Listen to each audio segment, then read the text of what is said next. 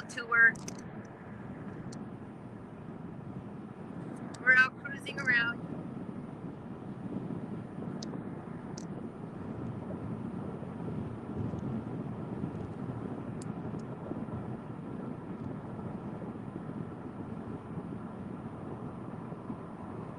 I don't know if you guys can hear me.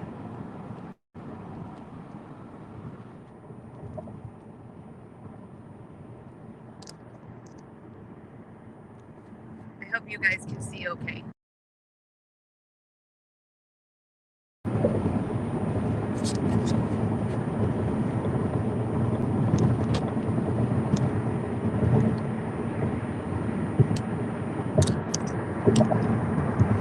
Alice, are you able to hear me? Because I don't know. Oh, okay. Awesome.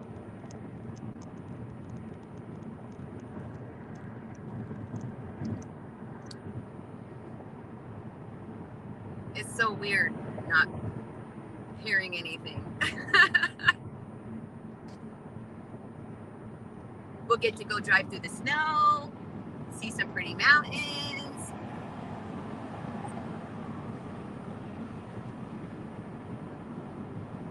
See a bunch of nasty traffic.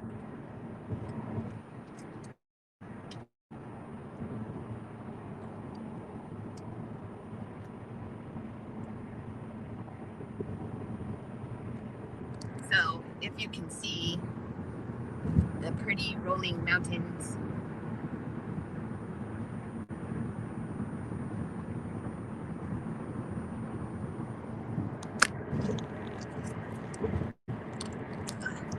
There.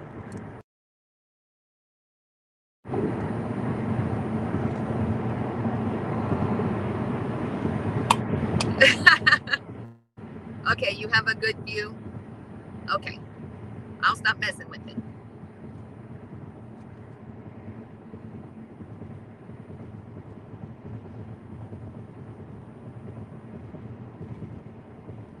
How is everyone today?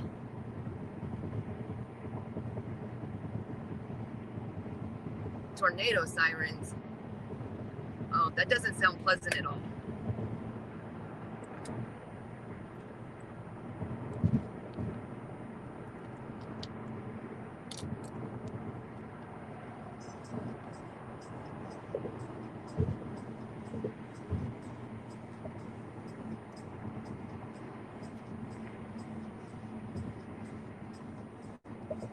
Does your tornado sirens out there, do they talk to you or are they just sirens?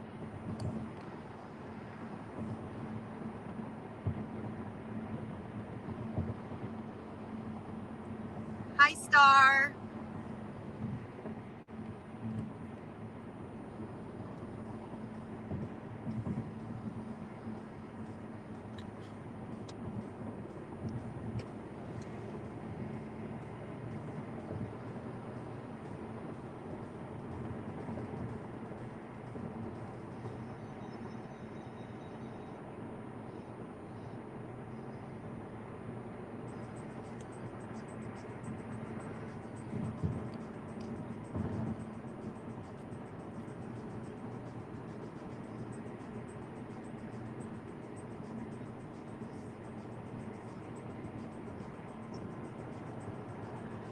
Oh, okay. So right now we're driving through, thank you, Alice, because I was like, I'm not sure exactly what to talk about. So right now we are driving through like the rolling hills in Northern California. This is the Pleasanton Livermore area. There's no snow here, but we will soon see snow. We'll be driving through like the Sacramento area, but you'll see when we get there. There is a little bit of traffic, so I'm sorry. It may take a little longer than expected. And after my phone gets charged up a little bit, I can put my earphones in so you guys don't get as much of the surround sound air. I have a little convertible, so it's not as airtight as a regular car. It's a little noisier. Oh my goodness. So it's 70 degrees outside right now. I'm sorry for those of you that are cold. But I actually had to put the air conditioner on because it was really toasty in here.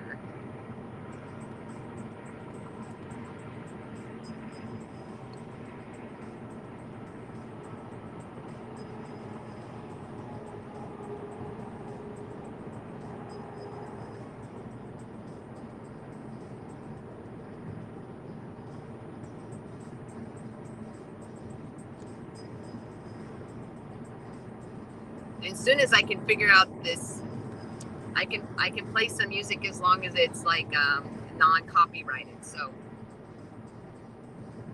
I believe Sick Kick is non-copyrighted, but I can check.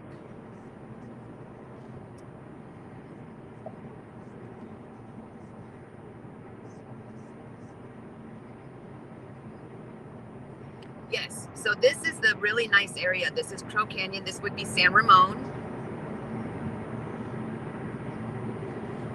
which is right on the other side of Livermore.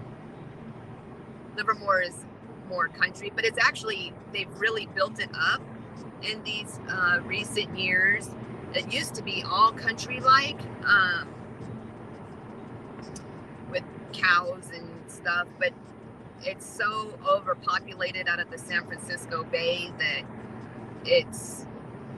everyone has been moving farther out into the country areas, which kind of does make me sad just a little bit because it takes away from the farm life and the agricultural. But I'm a country girl. We are now in Danville, and you can see these pretty houses up here in the mountains. I don't know if you'll be able to see them. I might be going too fast, but up in the mountains, anyone from the area will know, like, California folks are kind of weird. Like, they will cut a hole out in the mountain and put a house there, so during a mudslide it can just slide down. I mean, it looks pretty, but to me it seems quite dangerous, especially with all the weather that we've gotten recently.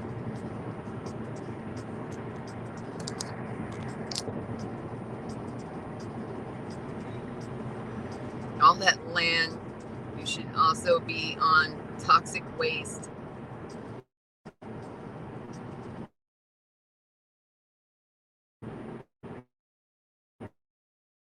Crazy, like, but when you're close to the city, it's so congested with smog, like, versus when you're out in the country and it's like really clean and pretty.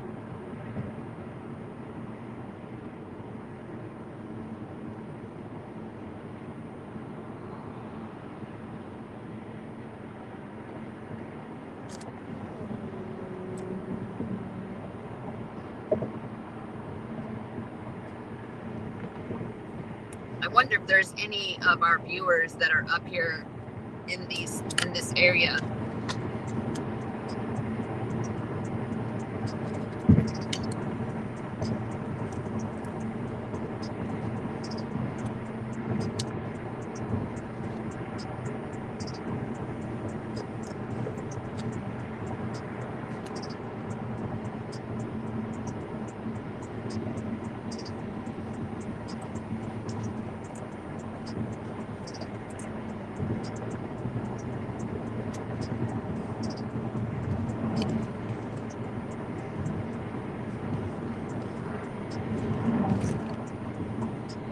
I hope the picture's not fuzzy, but up there in the mountains,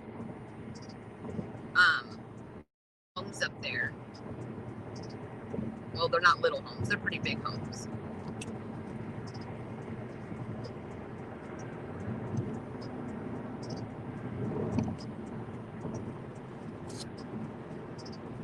You know, as much money as California spends on their roads, you would think our roads would all be like this, where they're like nice, smooth, blacktop.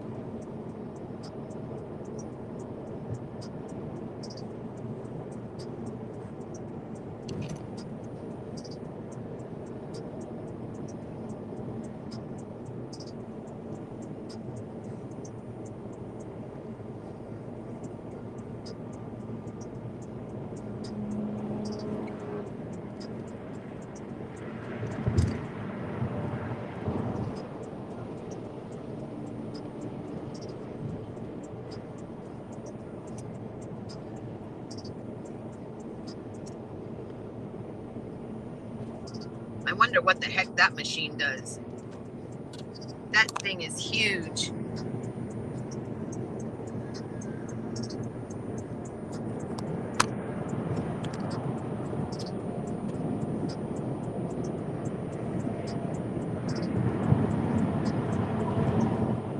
Oh, so pretty.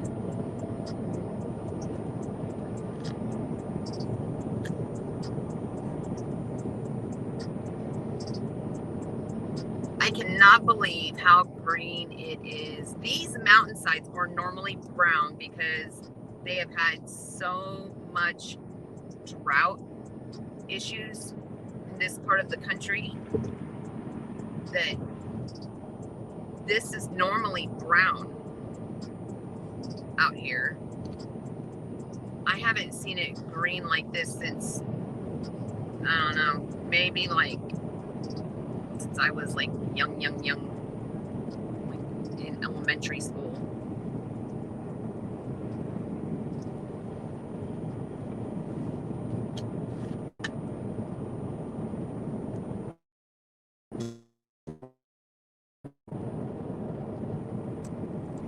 Wow, I have never streamed from my phone before. This is kind of weird.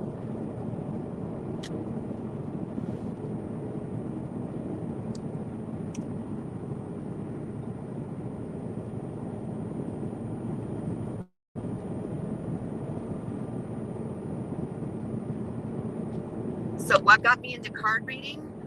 So I've always been intuitive since I was very, very little.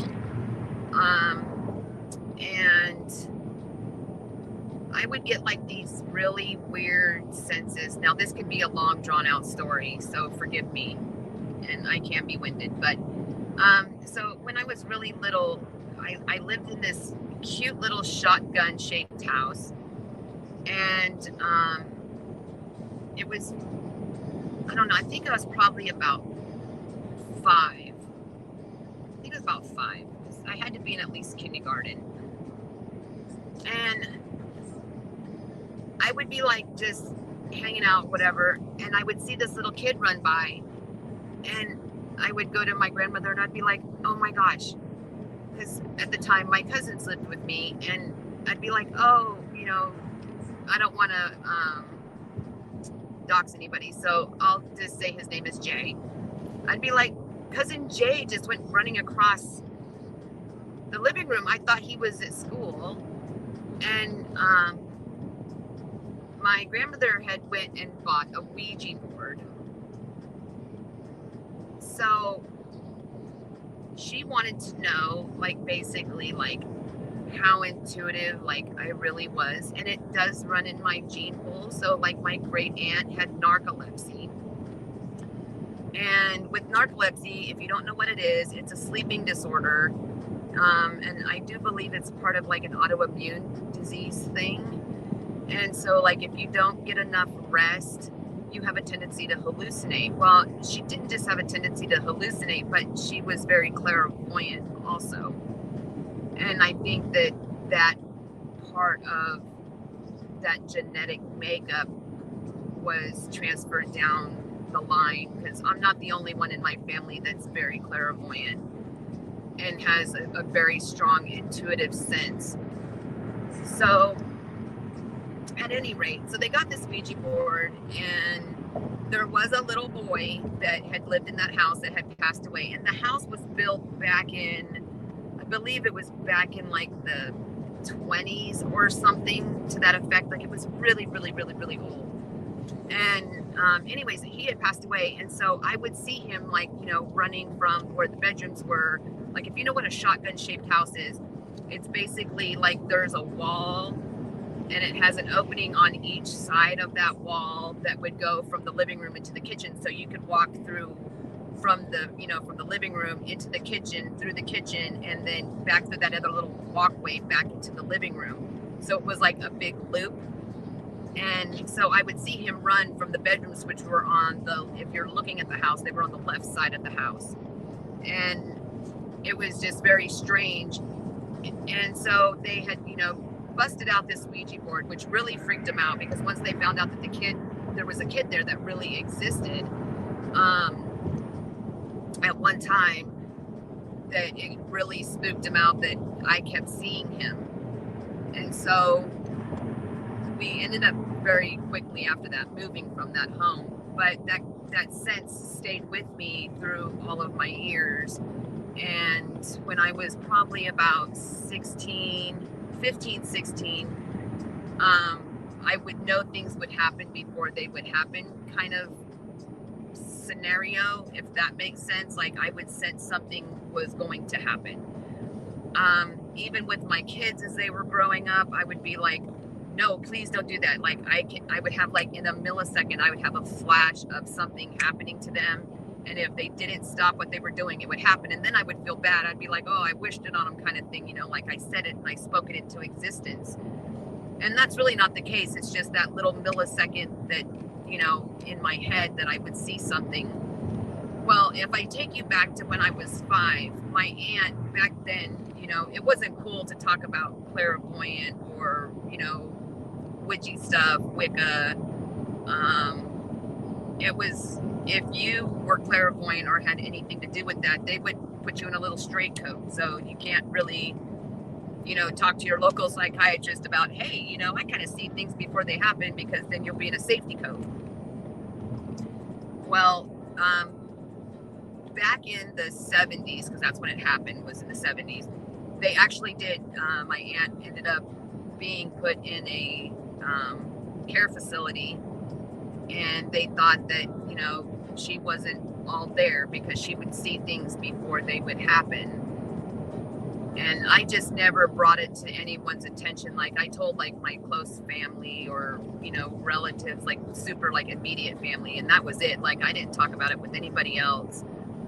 And then when I got to about 20, 22, 21, 22, I got into card reading, and I used to just read out of a plain deck of cards. It wasn't into, you know, actual oracle cards or tarot reading. I just read directly off of a plain deck of cards, which you can do. And they were always like really spot on if I sit and meditate on it. And I would get like those weird, kind of like with the Idaho 4, like I would get this weird, like, what's the word I'm searching for? I would be woke up out of a dead sleep, and I would want to read. I would want to do a reading. And it was just, they would be so eerily like spot on, it would freak myself out. And I actually stopped doing it for a long time. Everyone was like, oh, that stuff is so bad for you. Oh, it's evil, it's this or it's that. Now, I don't go around putting spells on people. I don't, you know, I can cleanse people, you know, and you can cleanse yourself. And I can teach you how to do that. I don't believe that there's anything that is that damning on you unless you truly believe that someone has put that kind of conviction on you. I really don't. You would have to really believe that they've done that for it to exist on you. And it's, I don't know. It's just, it's eerie and it's weird in that sense. Like, you have to look at it as, it's just a natural process. And I don't believe everybody can do it, but you have to be very open-minded and very secure with your own emotions, your own feelings, your own thoughts, those kind of things. Like, you can't let those kind of things run away, and you have to keep yourself grounded, in other words. And that is with any religion, any belief system. You still have to keep yourself grounded, or things can be taken too far.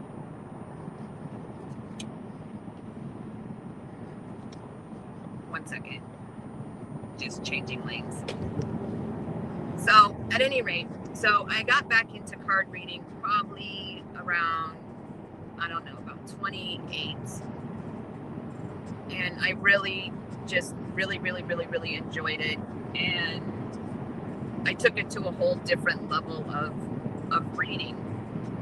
And I just noticed that people would tell me like, oh my gosh, like, how did you know that? And it's sometimes it's just a feeling that you get while you're reading someone else's energy. The cards are there basically as a guide for visual, and it mostly comes from the inside. It's something that you feel in your gut from the inside. It's not necessarily in any specific card or whatnot, if that makes sense. It's how you feel on the inside. And that's why it's so hard for us to read cards on ourselves, because we are unable to discern from what our emotion is about that situation or what we want to see into that situation. So even myself would have to go to a separate card reader and have my own cards read, because it's very hard to do my own.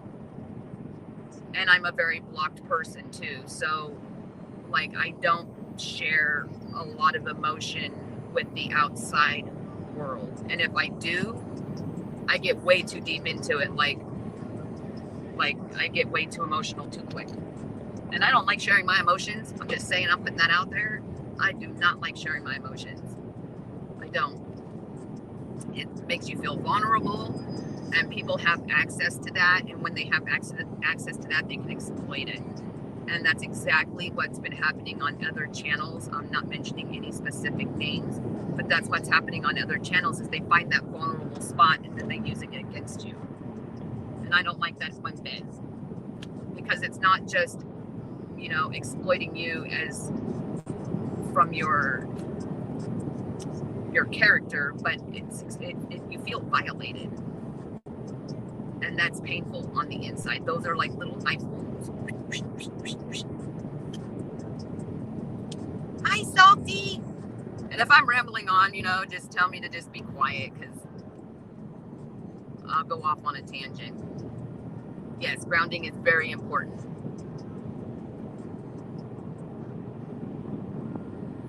Yeah, I would never put a curse on somebody or something like that. It just, I don't know. To me, that's a whole part of witchism that I don't agree with.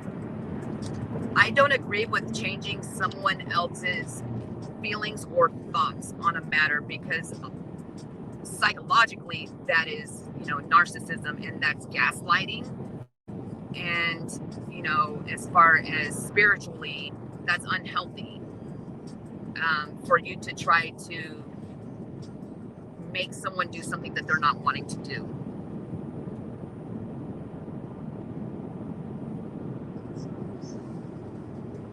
Salty said, dang, you are growing fast in subs. Yay, clap, clap, clap.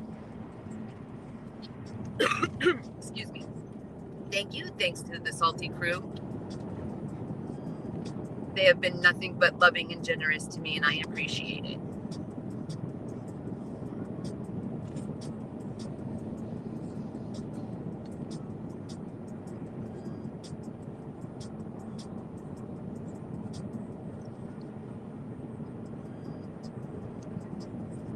Yes, and actually, you're right, Alice.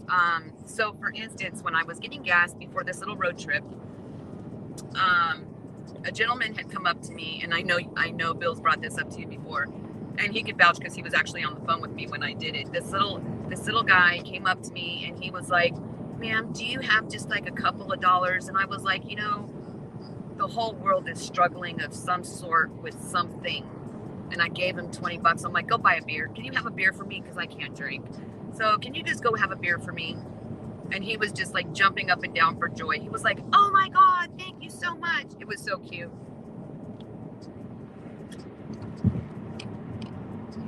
If everyone could throw a 333 in there for Salty. Salty support. Salty support. Hi, Bon. Welcome. Lady Luck. Hi, Lady Luck.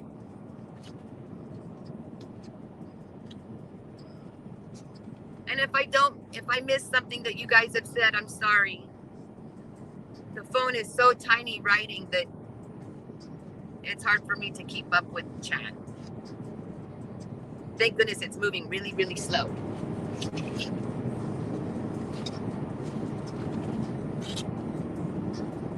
Oh, tell baby Tell baby dinosaur that I said hello.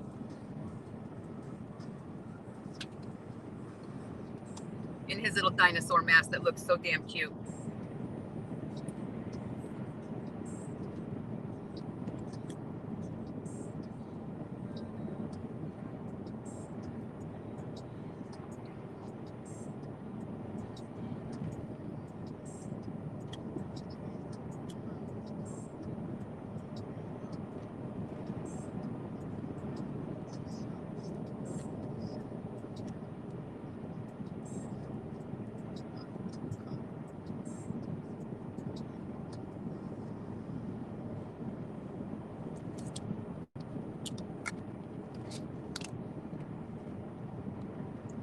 Man, I feel like I'm driving to Montello.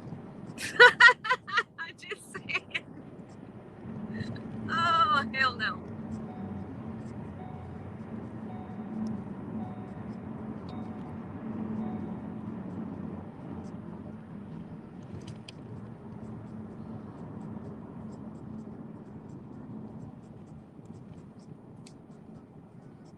Yay, bloop, bloop.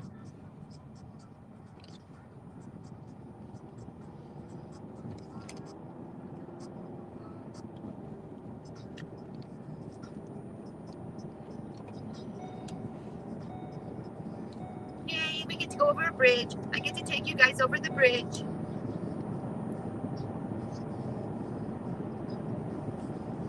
This is the Benicia Bridge, if you're not familiar with it.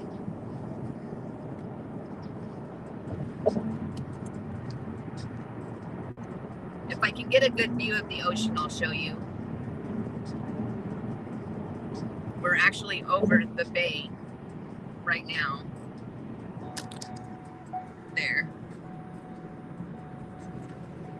Or here, maybe that's a better view. Can you see the ocean? Ocean out there. Alice is going to yell at me for touching the phone. She's going to be like, leave it alone.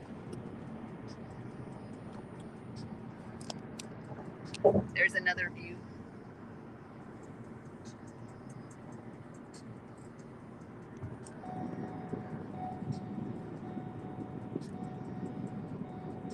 Stepher says, oh my geez, the roads are so big. Oh, and this is a skinny one.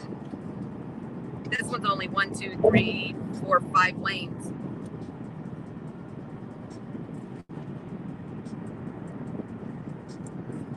Our big highways, like the main highways, are 16 lanes.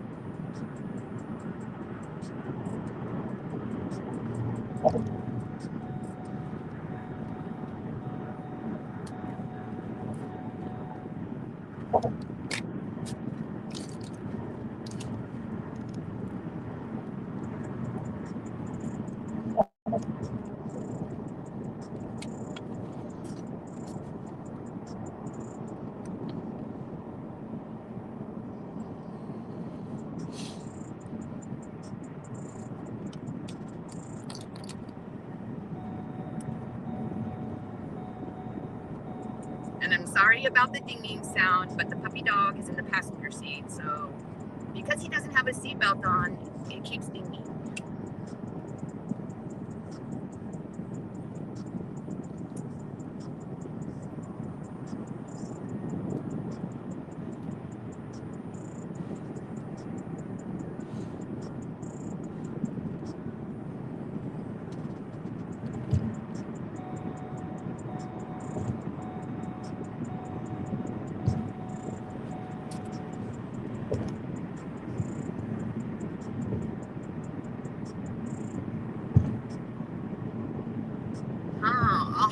I'll have to try that.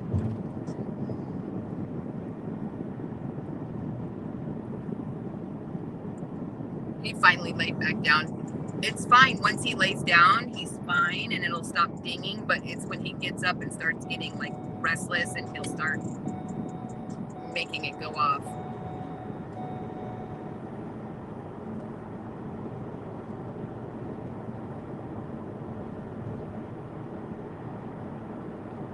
Oh, that's right, because Lady Luck, I believe, is in Australia.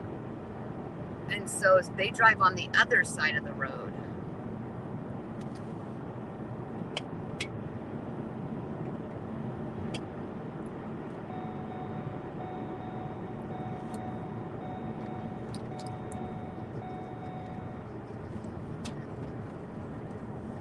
I like going for pretty tours around Australia.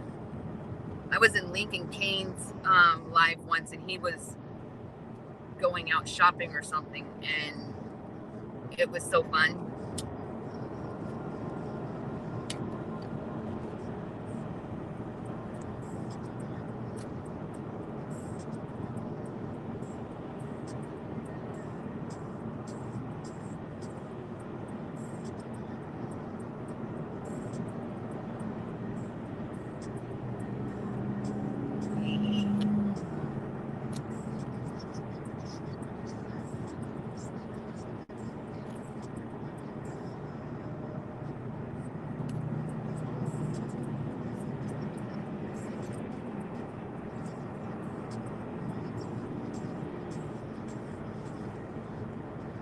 See, that would be interesting for me to learn to drive on the other side of the car. I want to go just to test it out and see how fun it would be. Learning to shift gears, right? That would be so kooky.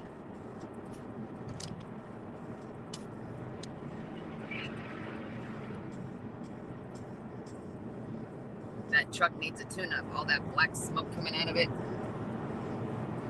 And then we wonder why there's so much smog. How are you doing today, Steffers and Lady Luck?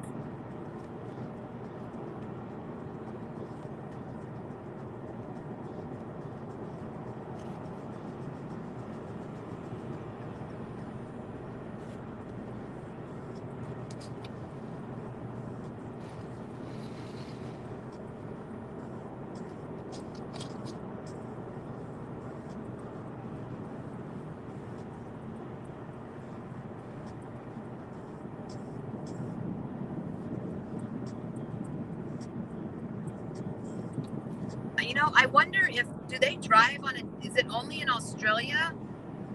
I don't remember. When I went to Europe, I think they drove on the same side. If I remember correctly. Yes.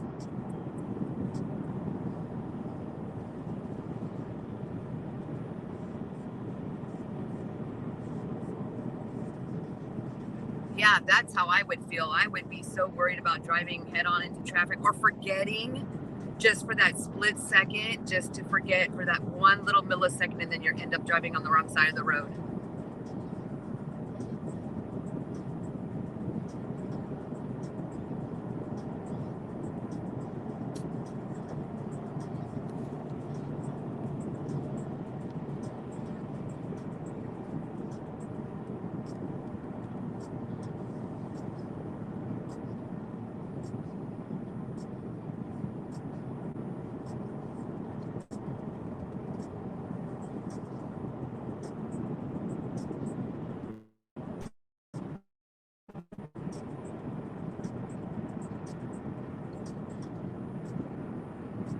Oh, it's so much rain, it looks like swampland out there.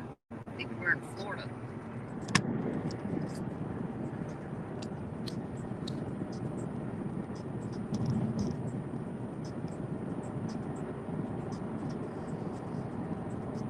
Here, Lady Luck will get a kick out of this.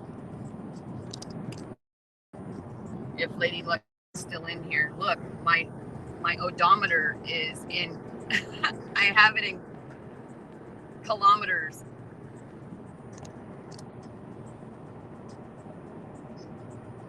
I'm practicing now.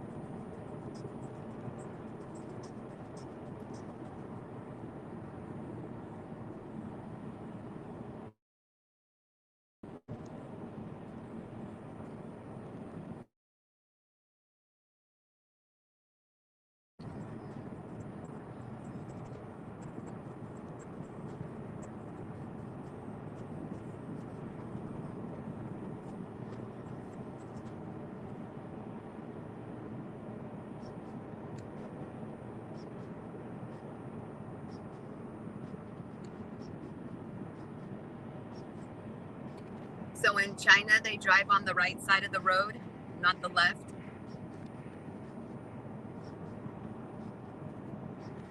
I think they do in Europe too, if I remember correctly.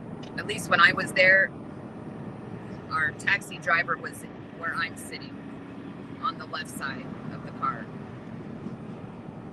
But it was crazy because, like, in France, like, the roads were like all cobblestone, and it was so cool.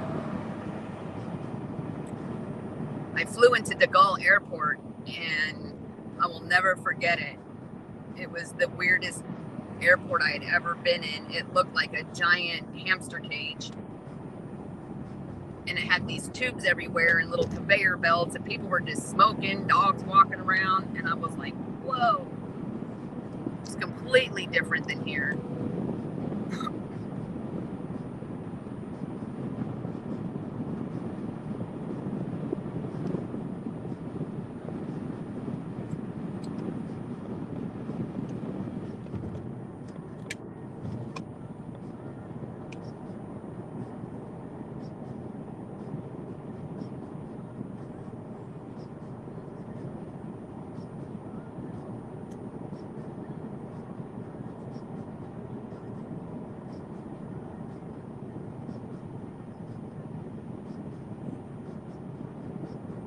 Steffers, did you do a live and went back and watched your own video? I tried that once. I think I made about 10 seconds of watching one of my own lives, and then I started laughing, and I'm like, man, I make some of the weirdest facial expressions. After that, I was done. I can't watch them anymore. It ruined me. Especially after someone said that it was chewing gum and I looked like a telephone operator. I'm like, that's it. No more gum chewing for me.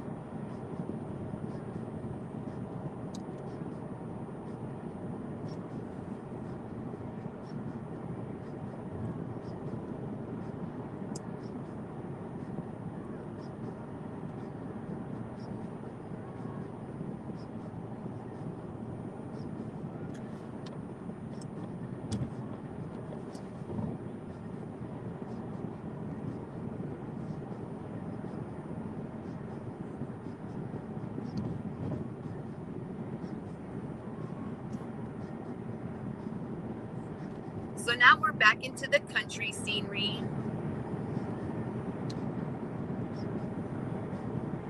Severe storms, use caution, avoid travel. Not today. Not today. Got to travel today. There's little moo-moos out there.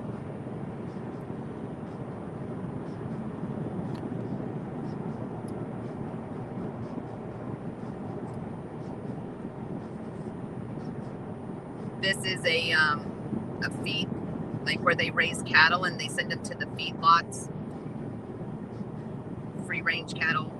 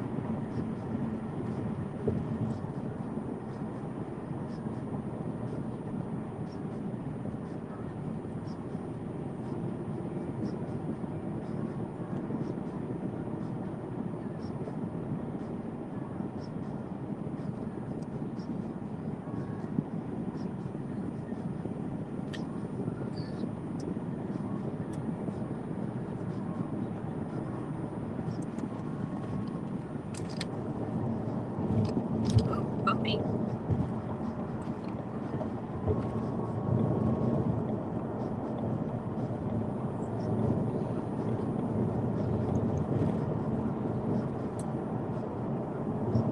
Alice says, I feel like a bird what I watch myself, and I don't want to watch, but I can't make myself stop.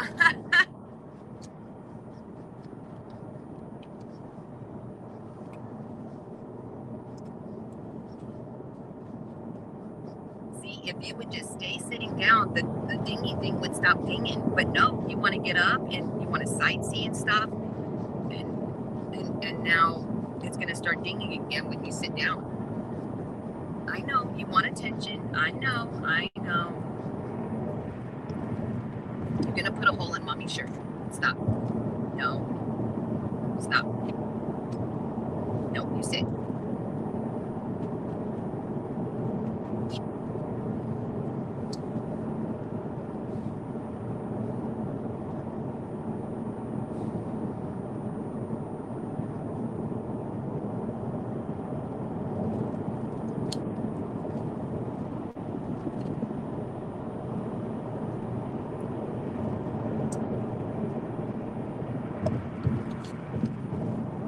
So we're almost in Fairfield,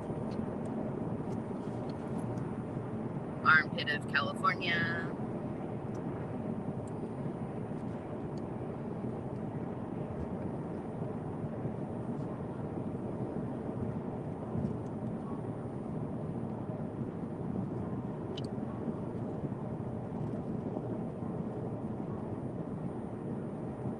You talk to your puppy dogs while you're driving too?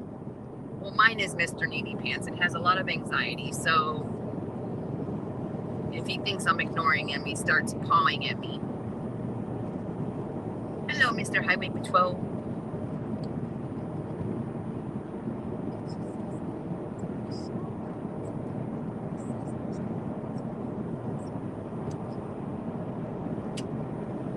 I think they understand more than we give them credit for.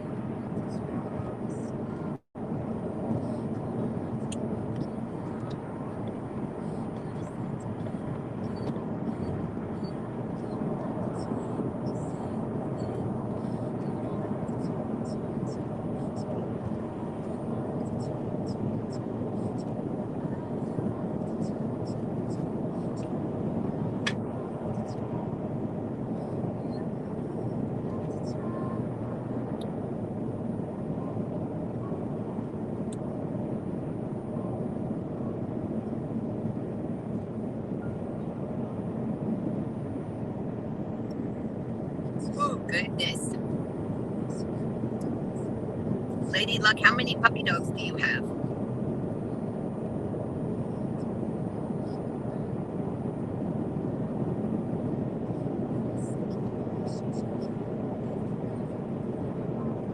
I want to get a girlfriend for mine.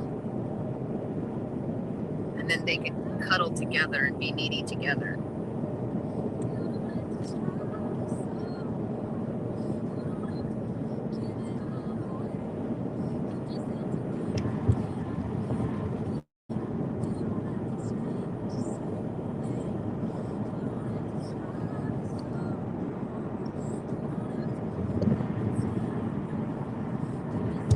Star says it's storming so bad here. The thunder is rumbling for such long periods. I know this weather has been just insanity.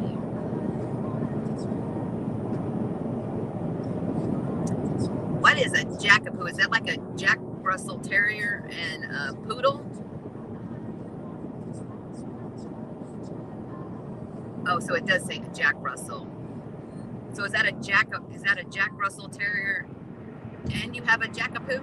Or are they both jackapoos?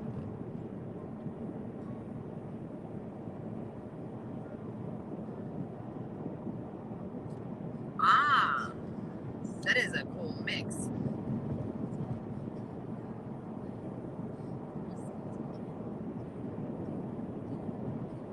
Ooh, indoor go-karting. That looks like fun.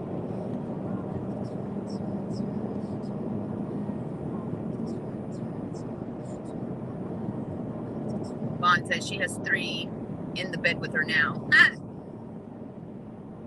They're great heating blankets.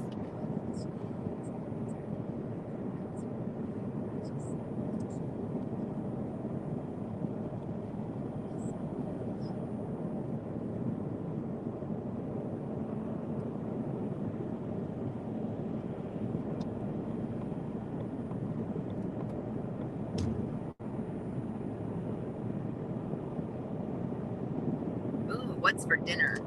You know, salty, I have this craving. It's called Roberto's. So yes, I will be getting some Roberto's when I get into town. Thanks, Salty. Now I got a street taco issue.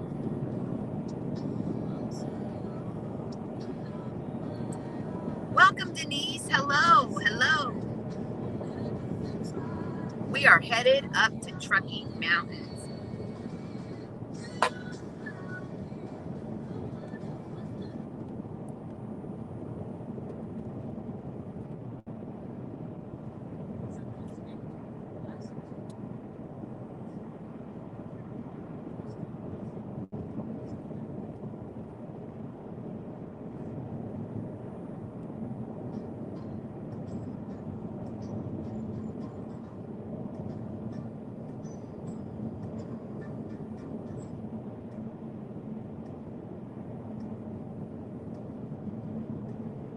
Winter Wonderland on ice.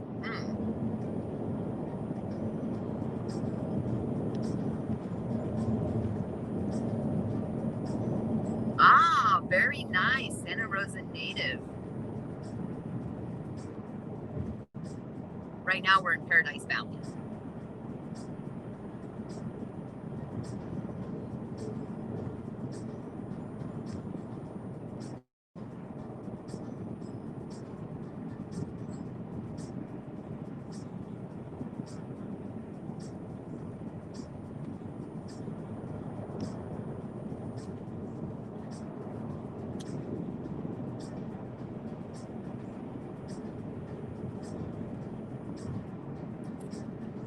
That was such a great idea between Alice and Salty.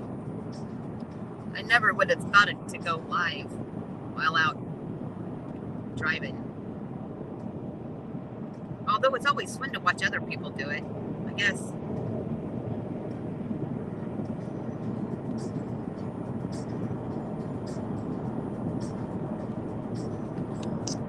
There, maybe you guys can get a little better view of the mountainsides.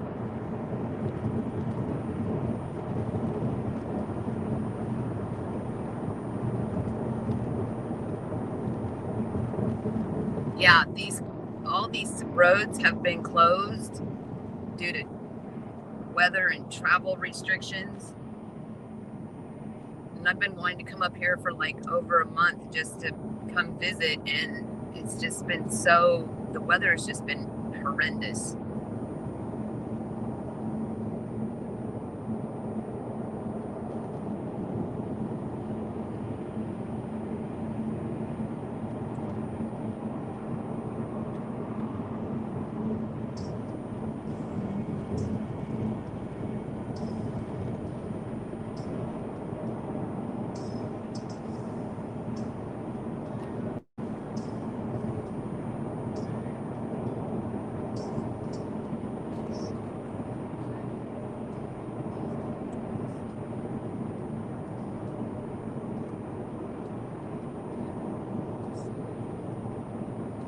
Billy Bong Waters. Good driving. I'm not car sick at all. I've been told I drive like a grandma, so don't mind me.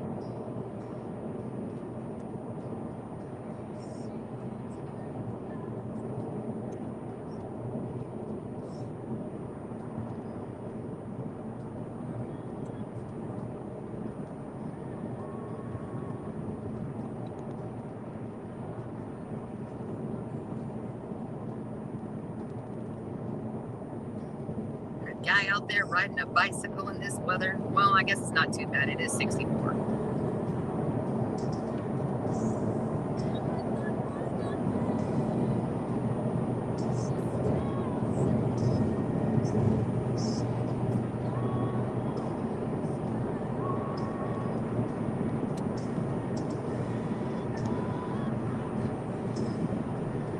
The roads there are not so nice. You know, some of the best roads I've ever driven on was the ones in Arizona. I have to say that. Arizona roads are like baby butt smooth. They are baby butt smooth.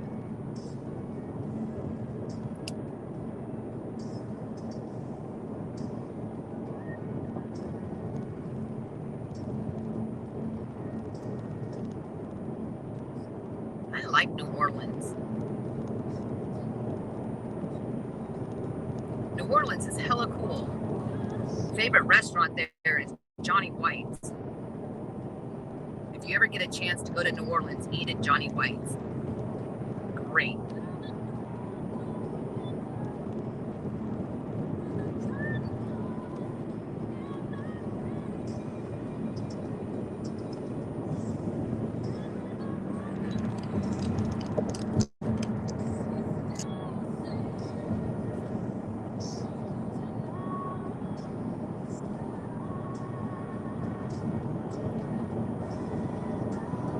Did you get to stay, Billy Bongwaters, did you get to stay in New Orleans for a little bit?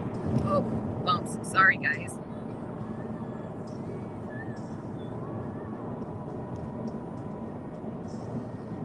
I have to share, after my reading clarity was revealed, I'm interviewing a caregiver to come help me. Pray she works out. Have the first day off in 14 days. Very nice. Very nice. I'm so excited. That is so freaking awesome. We were just discussing that in the beginning of, like, earlier, like 30 minutes ago. Alice was asking me what got me into card reading.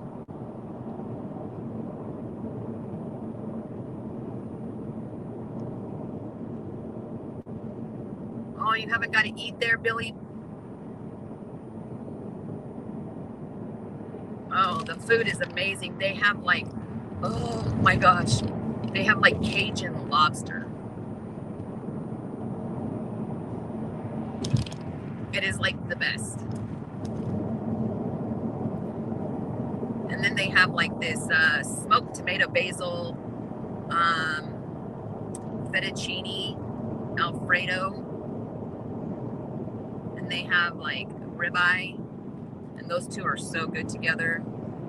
It's lobster, smoked tomato basil, lobster fettuccine, and then with little slices of ribeye on it. Oh, it was to die for. One of the best restaurants I had eaten at while I was there. Oh, I don't want to get started on food. I'm too far away from food right now. I'm still 3 hours away from food. Hi, Stony. Welcome.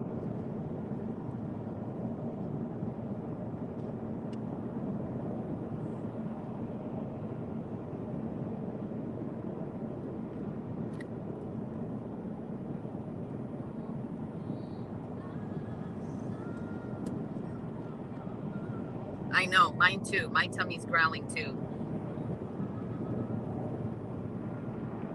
And all I have is Monster and water. I didn't even bring any munchies with me. I was trying to save my appetite for the taco shop. Just saying, just putting it out there. Thank you, Salty.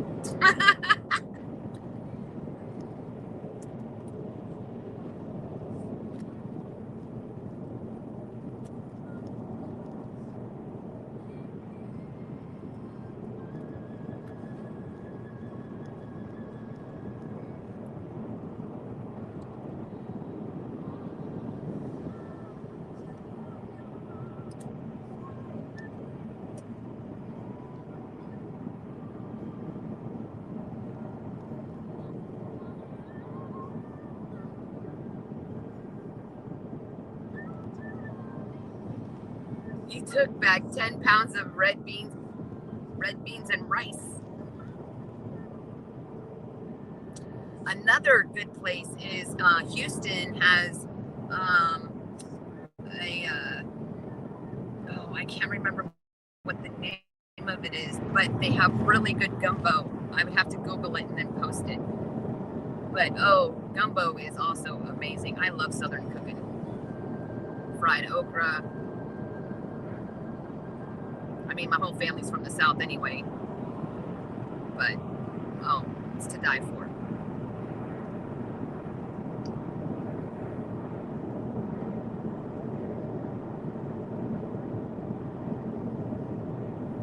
The airport frisked you? Oh, that's funny. Smuggling beans.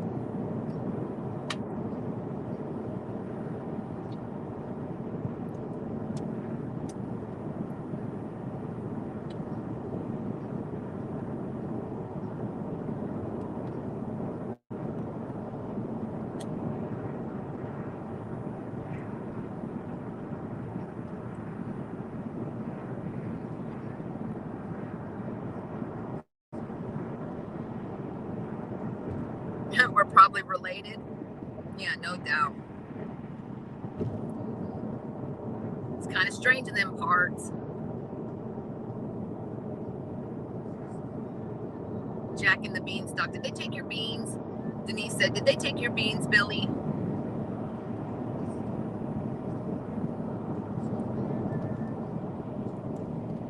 Man, I forgot to bring my vape juice. This is going to be an interesting car ride without a vape.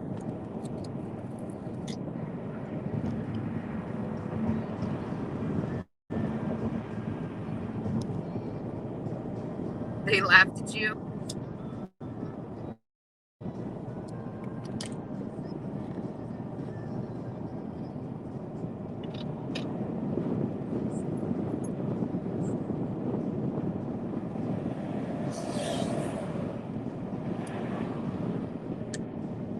My sister is a dual citizen. She was born in the U.S. airspace when her mom came from England. That's pretty cool. I gotta change lanes. I don't need that thing to fly off the back of there for some strange reason. I've watched too many scary movies in my day. No Final Destination here.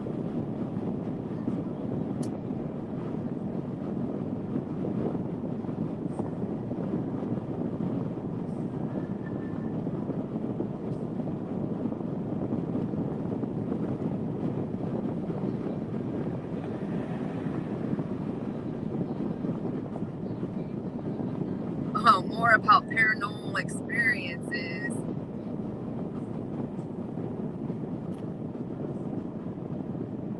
I know, I could just keep driving and then drive on through Idaho and Utah.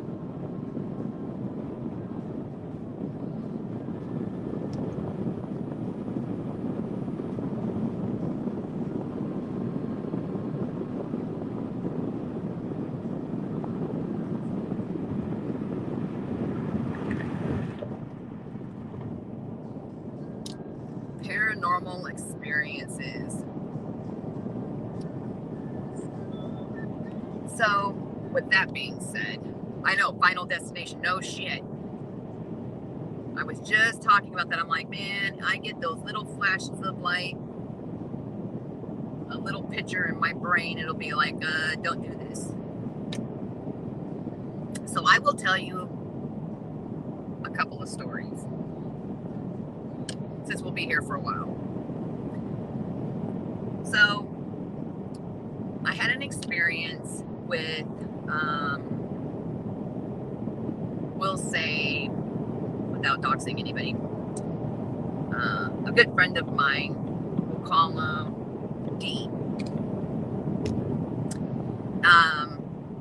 And me and D went to go visit D's family and children that he hadn't seen in a long time. And we get there, and one of these kids, his son, was playing with this pogo stick that they had got earlier that day. And off of his mom's patio, there was like these two like pretty wide stairs. So it was like, out the door, and then, a stair. So the door was a stair, and then there was a stair, and then there was the patio. And we just got there, and I just happened to glance over, and I was like, please don't do that. It's going to break. And I shit you not, it snapped in half. And that baby's mom grabbed him up by the hair, put him in her truck, and I didn't see her for the rest of the trip. That was probably one of the most eerie things. When I told D, I was like, if you ever hear me say, stop doing something, just stop doing it. Because it's something that I've become accustomed to, that when people don't listen, normally stuff happens. So that was one crazy situation that happened, and I will never forget hearing from her later going, you're a witch. And I go, no, it's not like that. But if I see something for that little millisecond, just stop, because it's that, I don't know, I used to call it the mother's instinct, that you sense when bad stuff is capable of happening. And like if you have kids and you see them doing something, it's like as a mother's instinct, you see what the outcome could possibly be, right? So I guess mine is just to a different level, but I would get that sick feeling in my gut. And like with my own children, same thing. My oldest, I'd tell him, one time, I don't know if you guys remember these type of chairs, but they're kind of like, they don't have back legs. It's kind of like a spring motion. And they're shaped like they go down where the back of the seat is. And then you have the seat part that you sit on. And then it kind of wraps around to the back, from the front to the back. So there's no back legs. It's kind of like on a spring. And he was trying to get to the kitty cat on the mantle. And I was like, don't do that. You're going to fall. And sure enough, like he slipped and he split his eye open. And I don't do blood. That's why I didn't make it in med school. And it would be like just little things like that. Like it happened so many times. Stoney said she's the same way. Bye, Vaughn. Thank you for coming and hanging out. Intuition is a powerful thing. I think it is. And I think when your brain is numb to all the gray noise going on in the world, like, for instance, when the electricity goes off, do you notice how silent the world really is? Like how quiet it is? Not turning your lights off, but like when the electricity goes out, like you have a bad thunderstorm or whatever, you have a really bad thunderstorm, and then you notice it's like almost dead silent outside. So all of that gray noise we become numb to, and we're not as receptive to the energy that's actually flowing from person to person. And that's why when one person vents onto another person, as exposing states, there's people that are energy drainers, and that's how they refill their energy, is by letting down all their energy on you, or they'll suck the energy from you in return. And so you have to cleanse yourself. You have to take those, those peaceful baths where you like just wash all that nasty energy that you've absorbed during the day. And it's not just from other people, but it's just the energy from, the radiation from, electrical poles and televisions and cell phones and stuff like that. It's a bunch of gray noise that we become numb to. At any rate, so I truly believe that if you don't cleanse yourself regularly, not as in a bath, but energy-wise, that you're not as receptive to that gut instinct.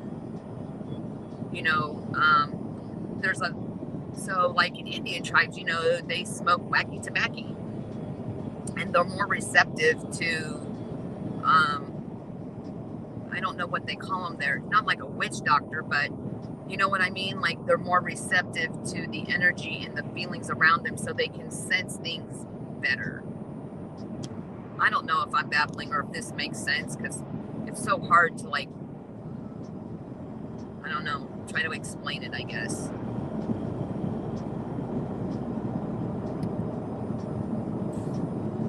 Stoney said, well said. Well, I feel like I'm babbling, but thank you.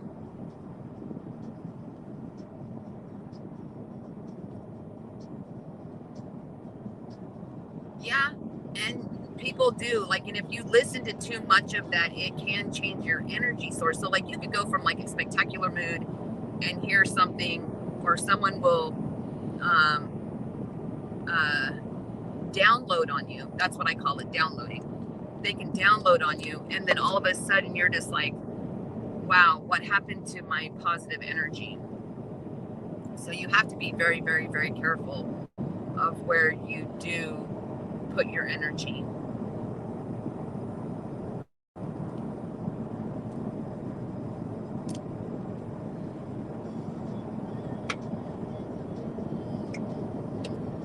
Oh goodness, there's so much traffic. We're going at turtle speed. I'm gonna have to go for a wee break.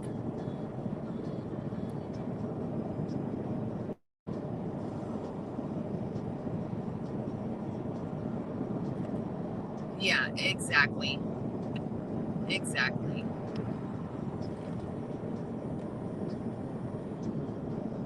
It's just it's it's crazy too because every time like when you live in an area that's like not off grid and you're on grid and you lose electricity, that is I wish more people would notice it that the silence is deadening.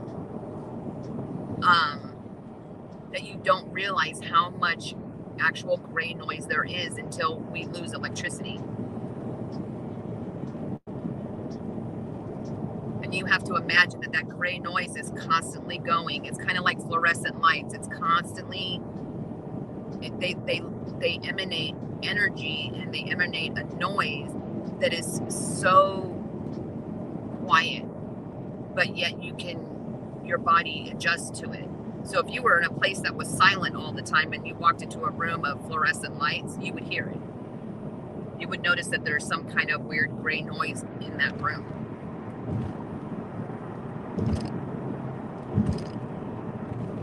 Oh, I'm gonna put my glasses back on.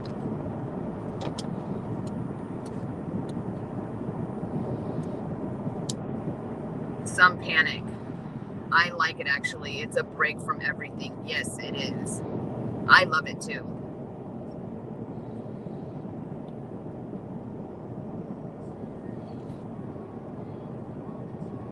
That's one of the things about like living out in places that are really desolate, like Montello, for instance, because it is so very, very quiet out there. Like you can hear the little coyotes and all the little wild animals running around. It's so nice.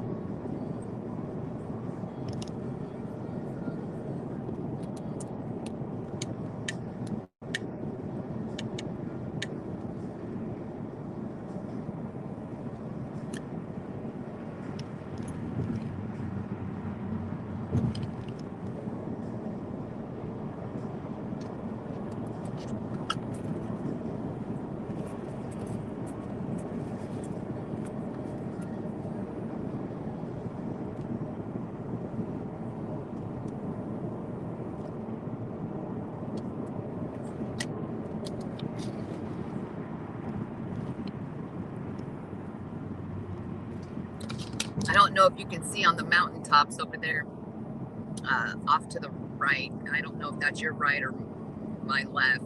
Well, my right, but I don't know if it's your left, what view you have. But there's little snows out there so you can see them.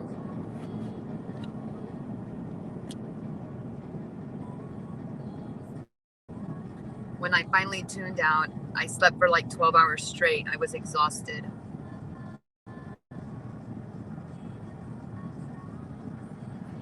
And that's true, Denise. We're not. Because as we get older, we become, you start realizing what's happening. We're more knowledgeable about when people let down like that.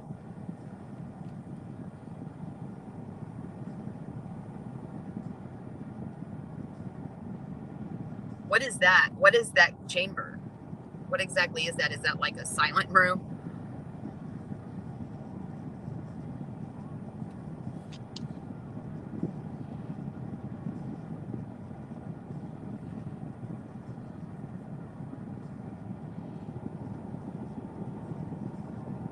Where it's so quiet you can hear your blood flow. I don't know. That would creep me out though. I don't know. Maybe it's because I have AFib, so when I have an AFib attack, I can hear my blood flow. It's creepy.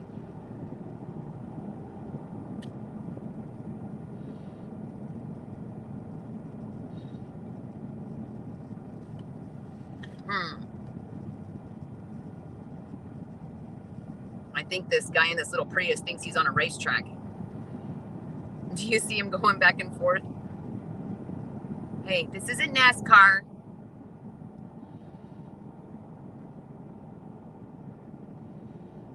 It's for audio testing.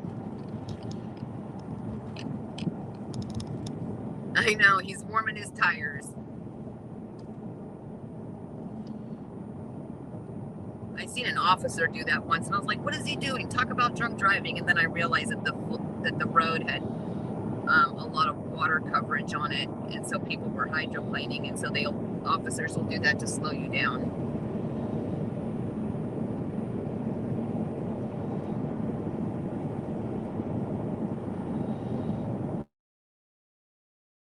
He's warming up his little Prius tires. He's headed for the Indianapolis, yeah, I can't say that word, but yeah, 500. I know, potty break. It wouldn't be so bad if we weren't moving at turtle speed.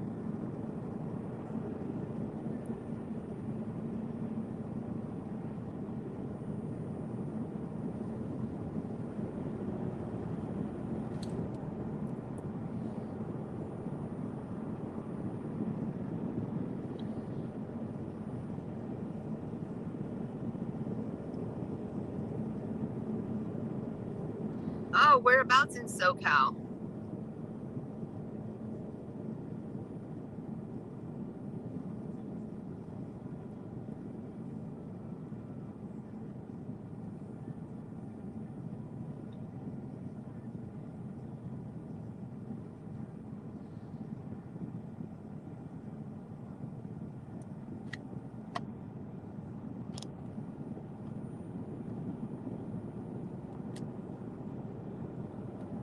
Oh, Claremont. I know where that is. I had a client of mine. I used to work on their boats there. Their boat upholstery. Are you talking about Claremont Mesa?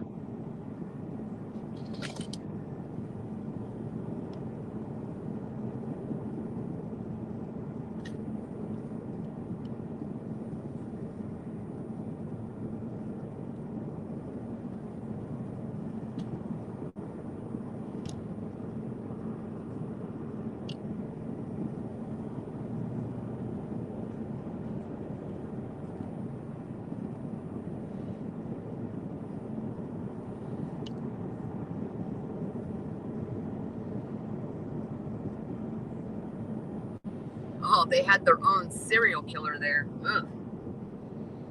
You know, that is probably it's such a creepy subject to talk about, but yet so many of us use it to fall asleep.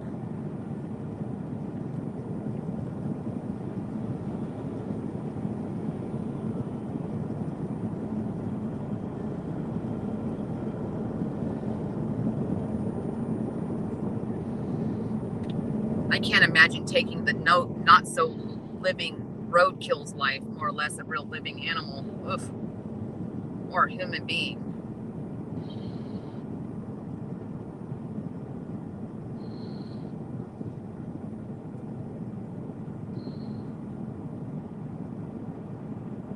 We are doing a comfortable 35 miles an hour. The temperature outside is approximately 64 degrees.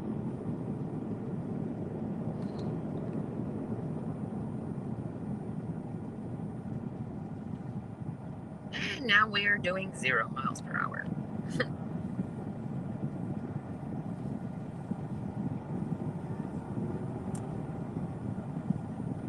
I have friends in NSW, New South Wales.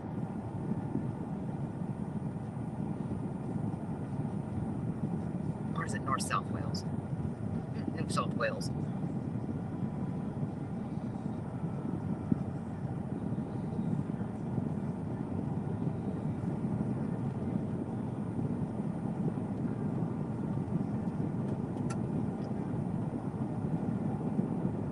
I want to go too. I need some kangaroos in my life. I need some koala bears. I might even need some of them crazy ass spiders. And I don't even like spiders.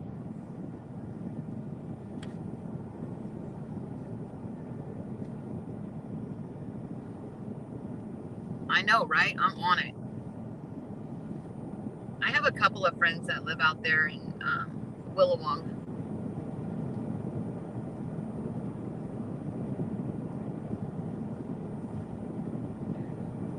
Oh, they got snakes too?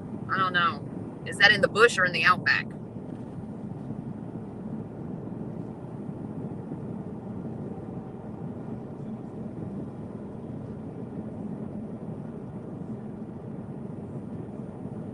Ooh.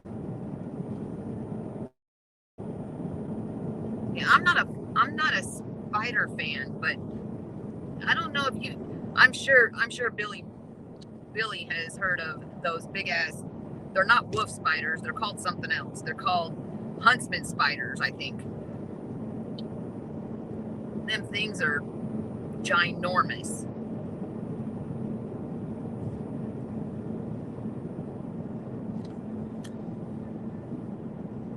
Alice is over here laughing. She'd just take a knife and be like, chop them up and have them for dinner.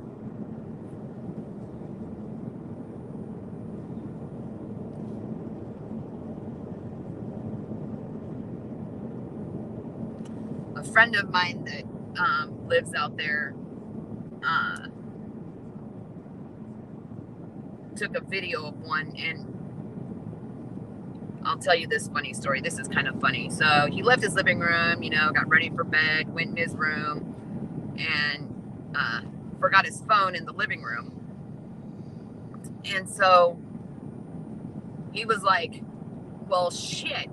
He went to close the door, and that spider was sitting right there on the door jamb.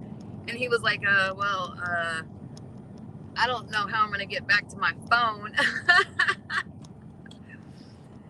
But I guess in those parts, they have bug spray that will muck one of them damn things out and like kill it.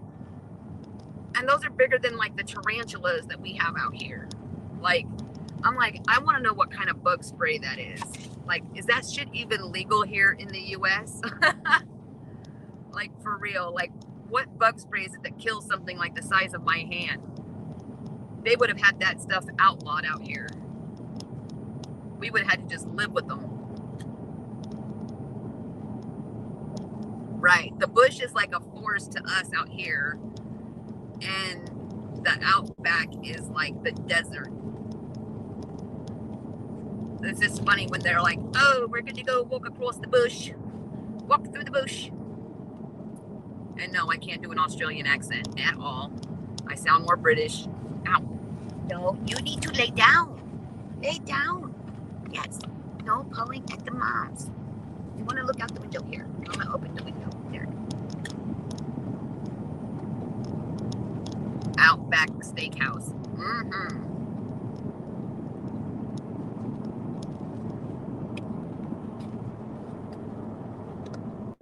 A bush to me is a beer. I never thought of that. That's funny.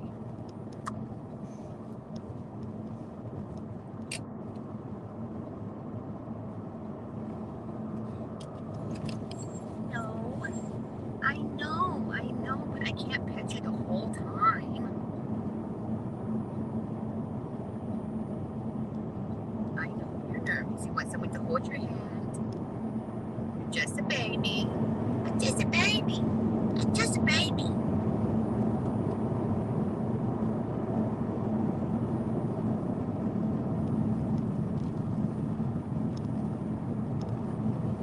I just recently realized that boomerangs came from out there. I did not know that that was an Australian thing.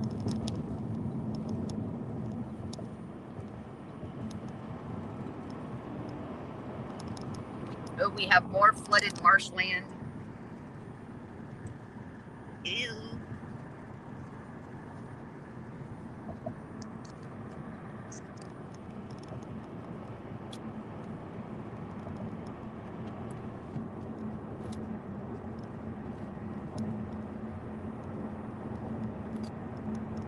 All this water talk is not helping my bladder.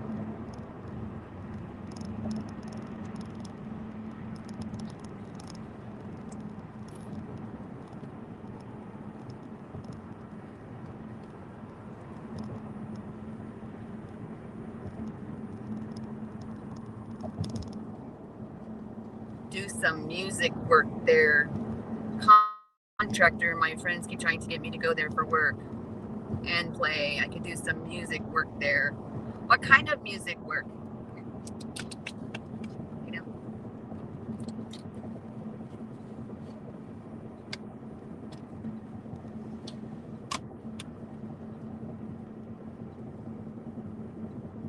Okay, sweet pea.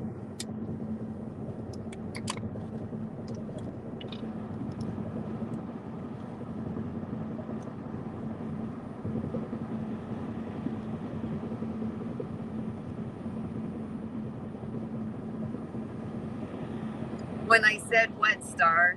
I'm just a baby.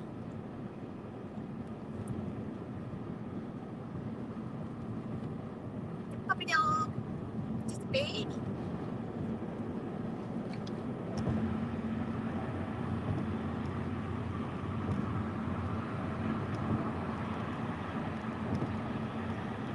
Really? David Bowie. I love David Bowie. Okay, so how many of us remember the movie The Labyrinth? That's one of my favorite shows, too. Mm-hmm. Oh, when I said, just a baby. You are a big baby. Yes, you are. Yeah, don't give me that puppy dog look. I'll put you on national television. Yeah. I'll dox you. Yeah. What do you think about that? Uh-huh. You better just behave and sit over there in your seat. He's like, okay, mama.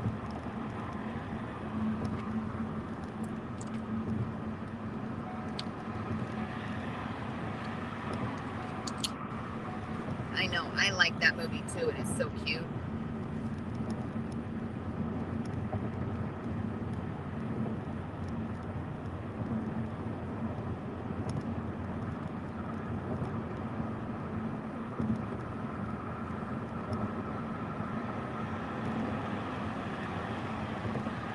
Red Dog. Is that about the girl that turns into the bear? Is it the animation?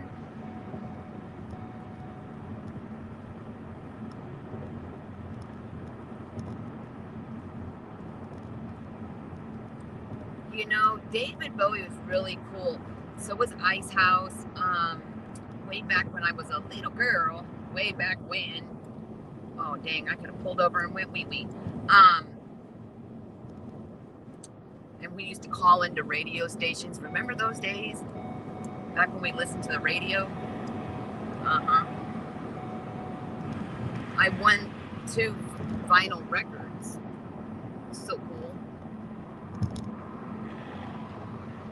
That is a very green car. Looks like guacamole. We'll just name that car guacamole.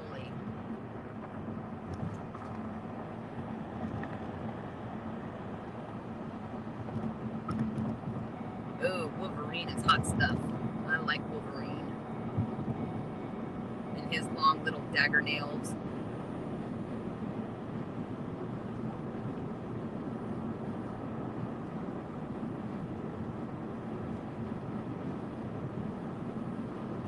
Were you saying that's where Red Dog came from?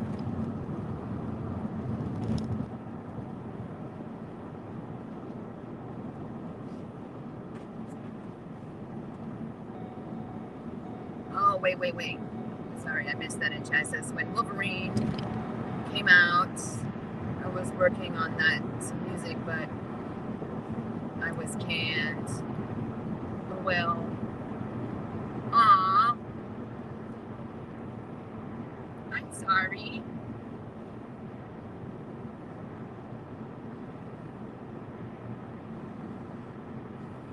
The dog loses his human. Oh, no. That's a sad movie. And goes across the state looking for him until he passes. Oh, that's a tragic movie. That's not even sad. That's tragic. Could you imagine losing Nero?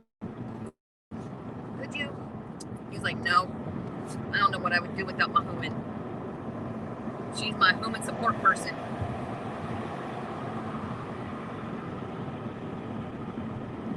I like Mel Gibson.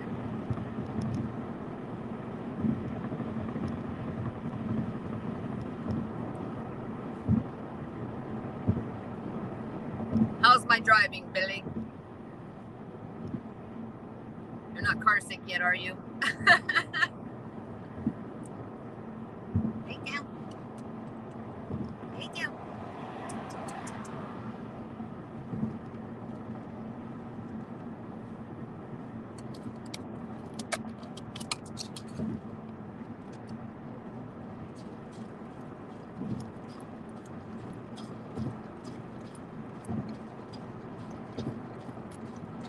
Great driving. Awesome.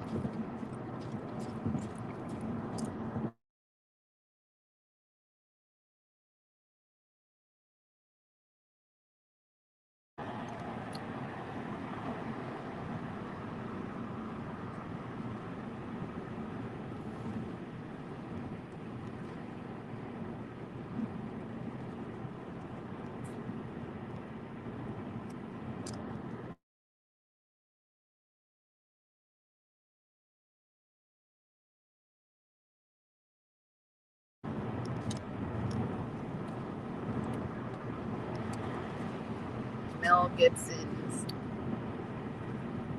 anti-Semitic remarks were disgusting, though. Is that from Red Dog? Was he in Red Dog?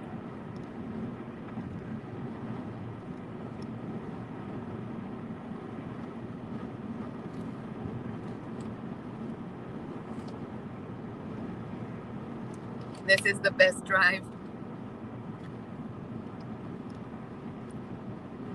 Brings all new meaning to couch surfing.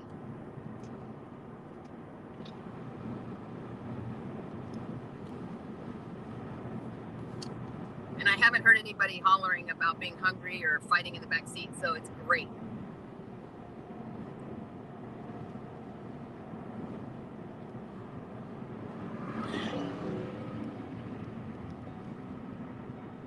He's in a hurry.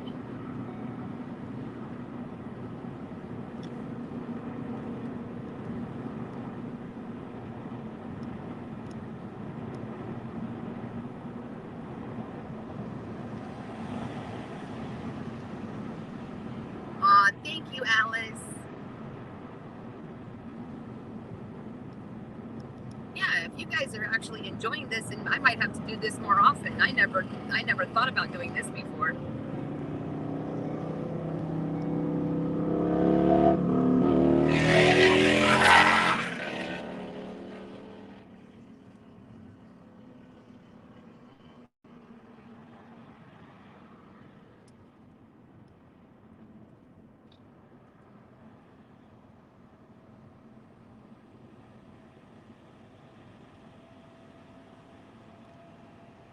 As long as you are safe, though.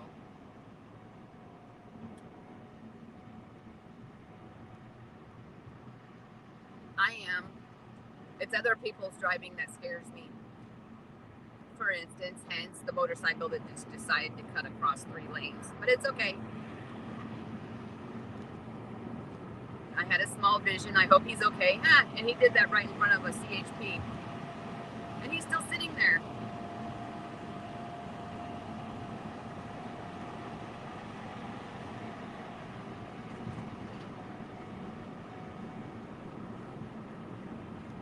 Oh, his views are not indicative of what the average Australian would say.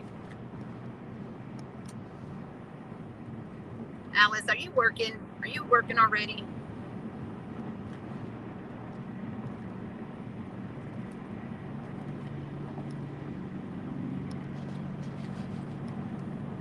Who wants to sit in the back of that truck? You see, I don't know if you guys can see the office chair that's back there.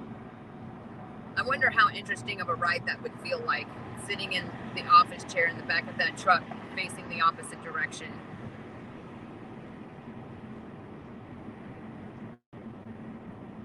Well, now the Hyundai Elantra, at least it's not white, is in front of us.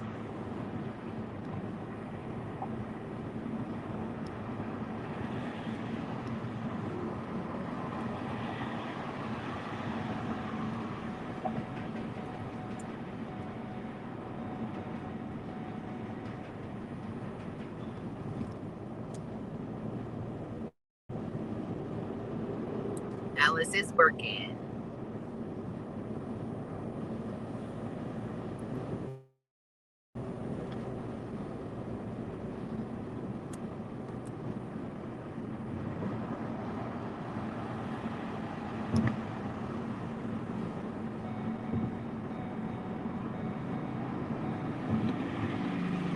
Yes, I'm giving him lots of pets.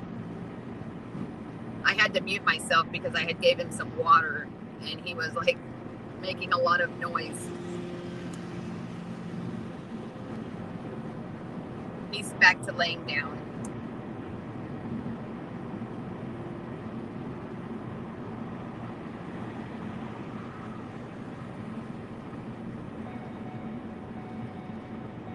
He's a good traveler.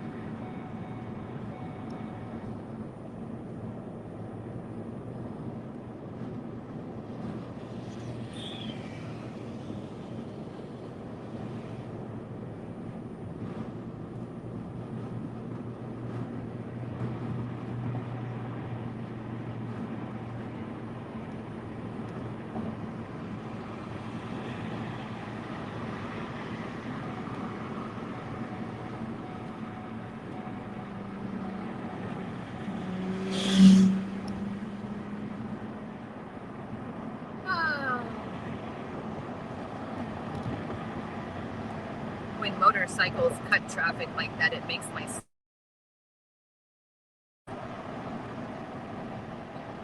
It's one of the few states that it's actually legal in is to ride the center line if you're a motorcycle rider.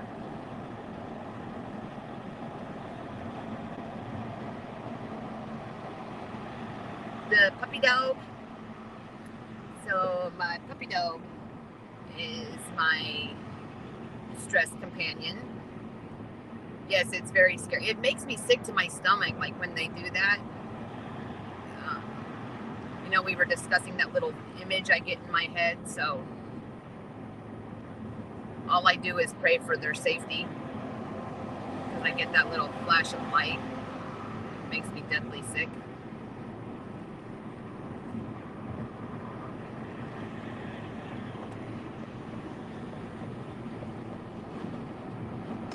So my puppy dog is my little stress companion, but I think I'm more of his stress companion than I am he is mine. He gets separation anxiety really bad, so he prefers to be with mama.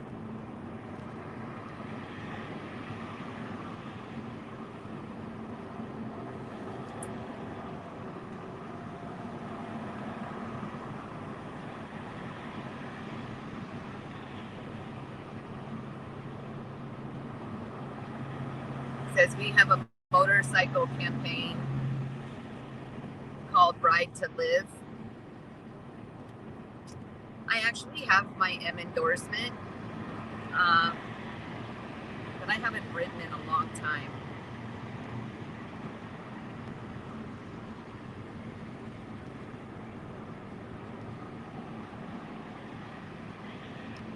Well, I wouldn't ride out here because it's very, there's a lot of traffic, a lot of people that don't pay attention, and it's such a diverse state comparatively speaking to other states. The driving skills are not as honed in as in some states, so it's just really dangerous in my opinion as a motorcycle rider here versus other places. I have rode in the Virginia mountains and other places. We used to travel to go ride mountain ranges.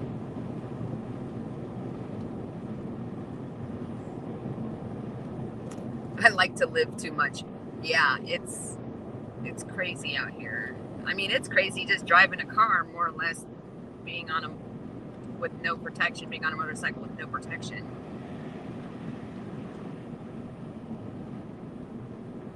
And I even took like the Harley Davidson riding course, and like, you know, we got to wear these cool little beer goggles. That was fun.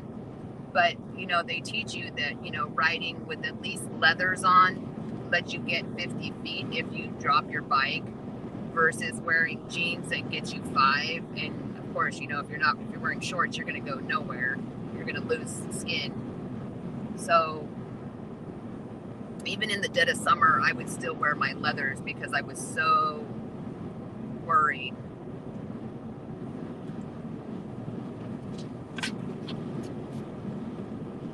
And one day someone had cut me off, and I was so angry that I sped up to catch up to them and get their license plate number. And then my whole riding crew was yelling at me. They're like, that is so dangerous. Don't ever do that again.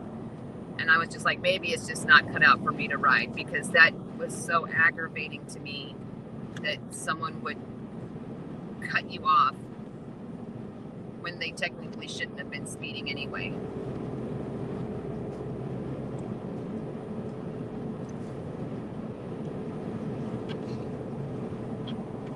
We take it, we are so cultured that, you know, like driving is such a luxury, and people don't realize how dangerous it truly is. I'm mortified of my kids every time they get behind the wheel. I'm just like, because they're still young and they don't understand, they don't get it, that the world is so dangerous.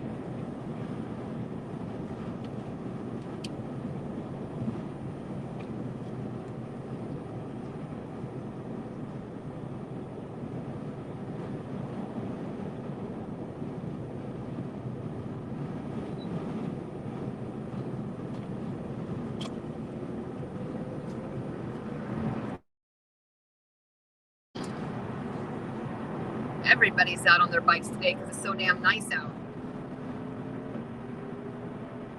Pray for him. 6-lane highway. You're on. Yes. 1, 2, 3, 4, 5, 6. Yeah, this one is 6. So it's actually 12 all the way across.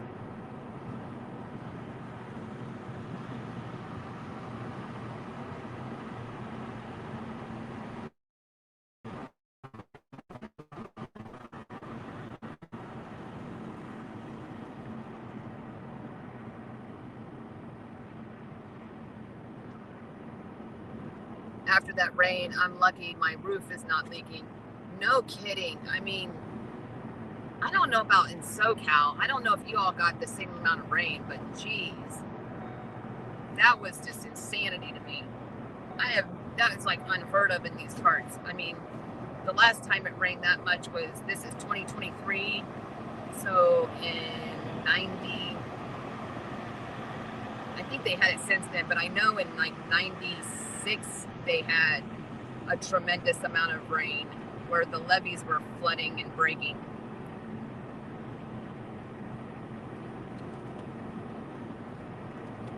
I know, Billy, I know. That's why I was trying to squeeze this little road trip in before it came back.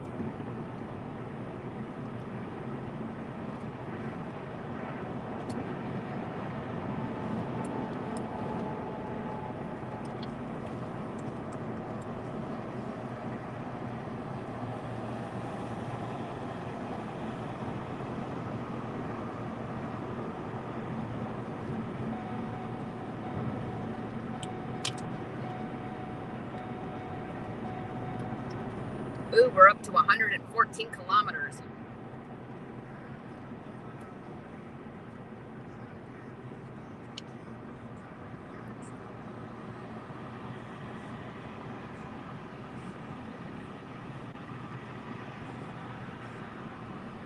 Well, they will find some way to raise the water bill from having too much water.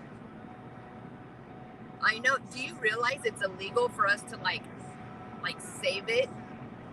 Like if you stuck a bucket outside, you know, like those big Rubbermaid tubs, and collected it and then saved it to water your plants later on, it's actually like illegal for us to do that. And I'm like, that doesn't make any damn sense.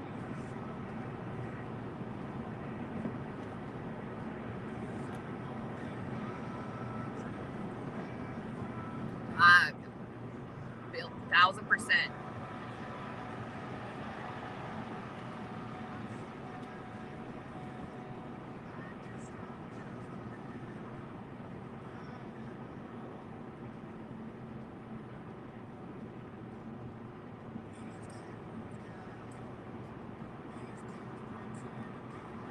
We're only about maybe 20 miles from the mountain range.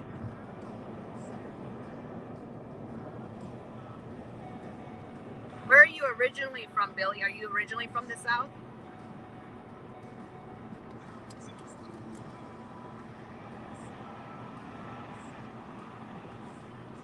car park. That truck with all the cars on it, we call that a car park. Oh, the transporter, that car transporter thing.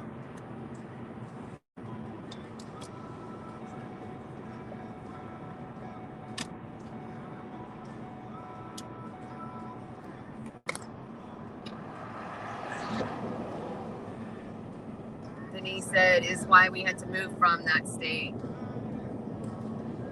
Anaheim. Oh, Anaheim, that's where Disneyland is.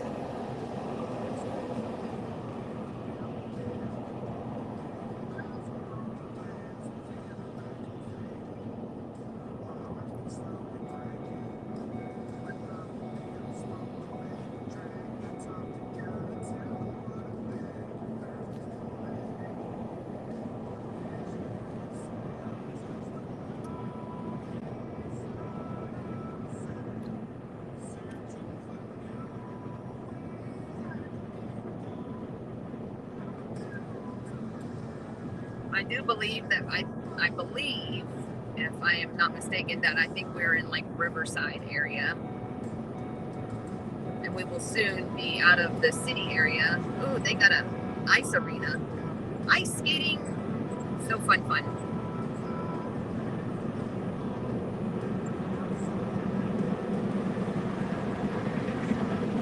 Your girlfriend used to work at Disneyland. Oh, that would be fun. Could you imagine going to work every day dressing up like maybe Sleeping Beauty? That would be like the perfect job for me, Sleeping Beauty. Sleep. I have never been to Disneyland yet. I think I'm going to put that on my bucket list.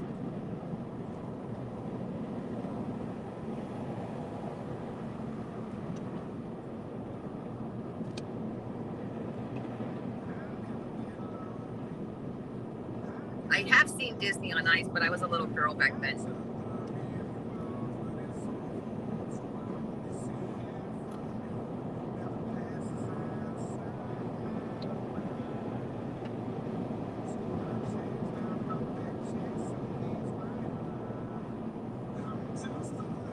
She was a paint buyer for Disney. That is cool. Disney prints things all over the USA. That would be an interesting job. I actually wrote a letter to Disney about using their art on some of, because I have a print shop, and using their art, so I'm able to not get in trouble for copyright.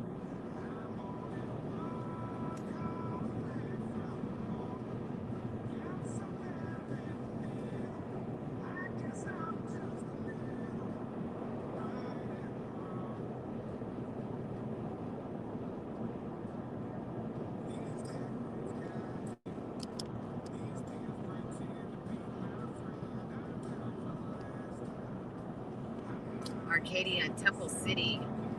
Maybe it's a different part of Claremont. Is Claremont, the Claremont you're speaking of, is that up there by like where Magic Mountain is? Because the Claremont I'm thinking of is down by Claremont Mesa, which is north of San Diego.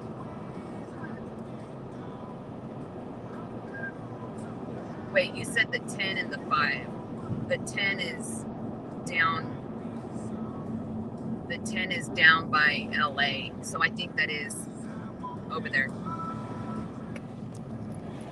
Hold on, baby doll.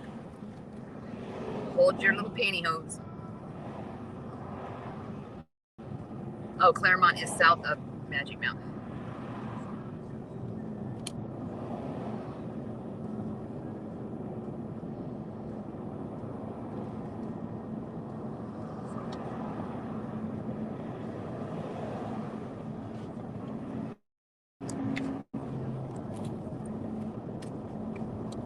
Yeah, they do. And so like if you do printing, then so for instance like Levi and stuff like that, you have to get a copyright release to be able to print their logos and stuff.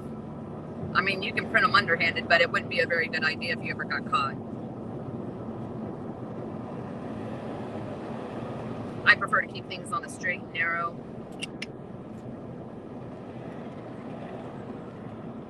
I know, baby son. I know. Here. Here. There you go.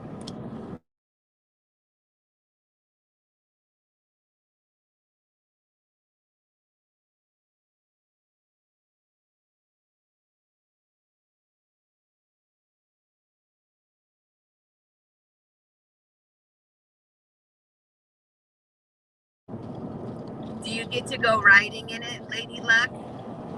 Or snoozing in the back in the sleeper?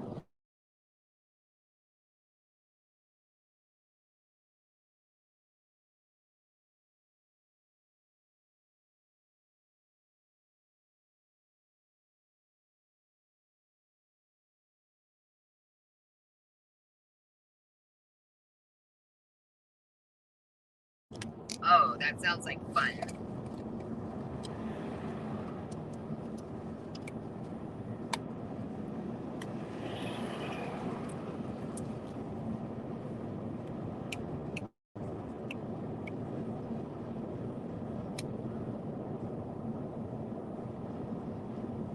Get to travel and see the sights.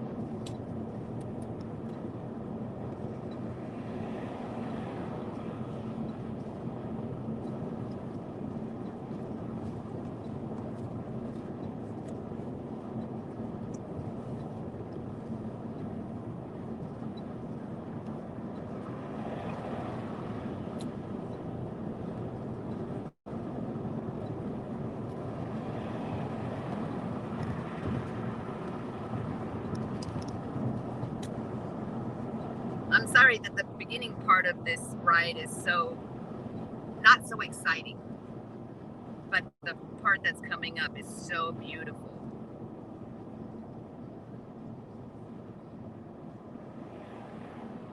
Almost. We're almost up there.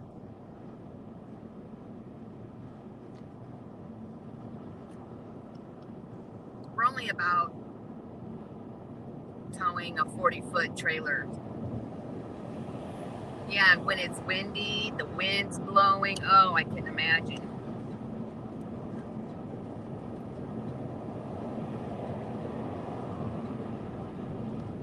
That's a dangerous career too. Being on the road all the time.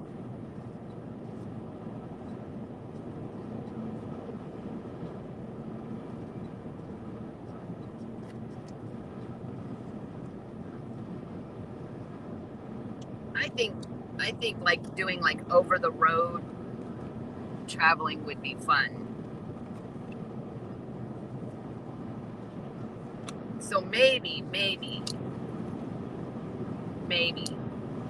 this is an idea, another idea is getting like, like there's this trailer up here that they're towing. They have like big RVs like that. Ooh, look at outdoor Bass and Pro Shop. Um, Squirrel, like this, and then just traveling across the country and just doing sightseeing and like doing lives of scenery and stuff like that, different places. That would be a lot of fun. And they have these big giant RVs. When I was doing upholstery, I did this. It was almost 40-foot RV that I did. I reupholstered the whole interior, and they used to travel a lot. And another one of my friends, one of my clients, they traveled across the U.S. in it, and I think they were gone for like 3 months or 6 months, maybe longer than that. Maybe they were gone for like almost 9 months, just traveling.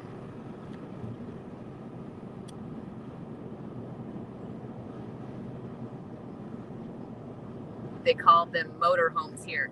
Yeah, I think they are called motor homes here too.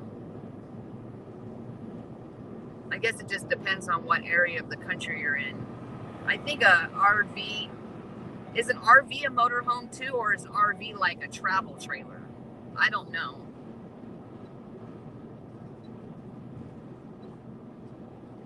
See, I prefer driving over flying only because I'm in control of the vehicle. You know, like the pilot is in control of the plane, or what if it's like final destination and someone else's time to go and you just happen to be an innocent bystander?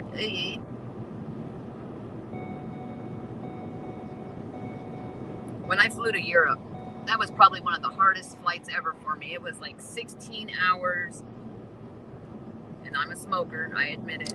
16 hours, no cigarette. I tried to sneak one once, and then I tried to take some Unisom to go to sleep. I had a glass of wine. She wouldn't let me lay down, and I was just so cranky by the time I got to Europe. I was like, let me out.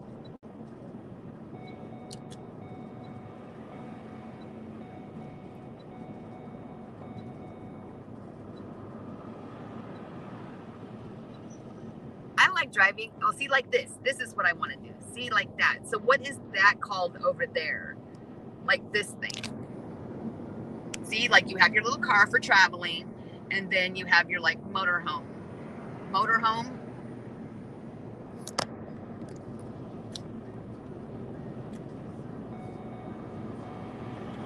Denise said they call them motorhomes in Oregon too.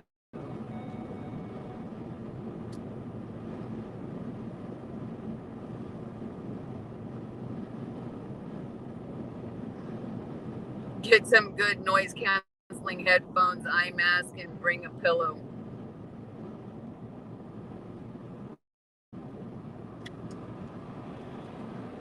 And I kid you not, I think they strategically always place one small child on that plane with you, with a mom that doesn't know that they're supposed to feed it when it's taking off. And then you have an upset and crying baby. Oh, someone went.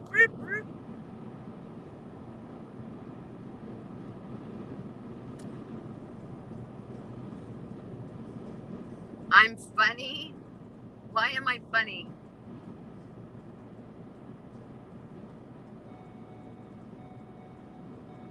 Are you laughing at me because I was making fun of the policeman pulling someone over that wasn't pulling over, that they were still stuck in the fast lane like a ding dong?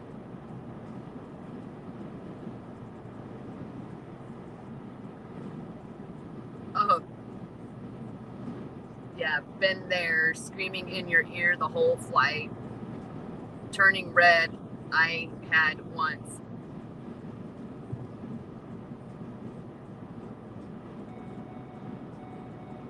Oh, always, every single time. And there's been a few times that I'm like, you know, being a parent, do you have a bottle available? Do you know? And then I would try to very kindly explain to them that their ears plug up, and when they drink milk or juice or whatever's in their bottle, when you swallow, it makes your ears open so they don't get that pain in their ears. And of course, this new mom is looking at you like, ma'am, I know how to feed my kid, but some of them don't understand that their ears close up just like it would us, and they don't know how to make them unplugged, and that's what causes the headache.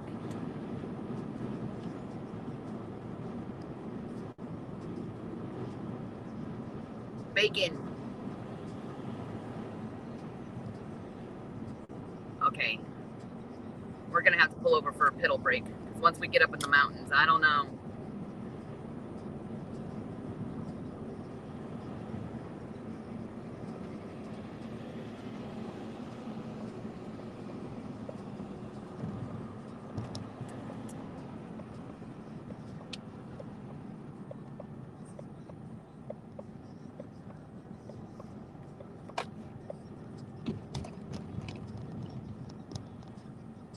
I need my mommy bad.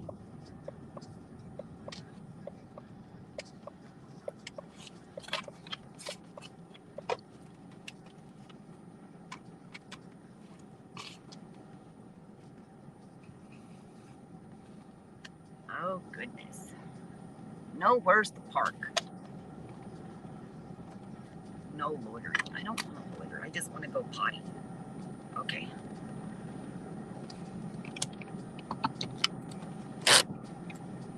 I know, you can't control the surround sound, and sometimes they don't get that in-flight movie. They don't serve food anymore either. I've noticed that. They used to serve food.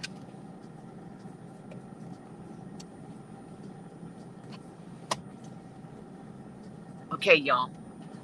I'll be right back.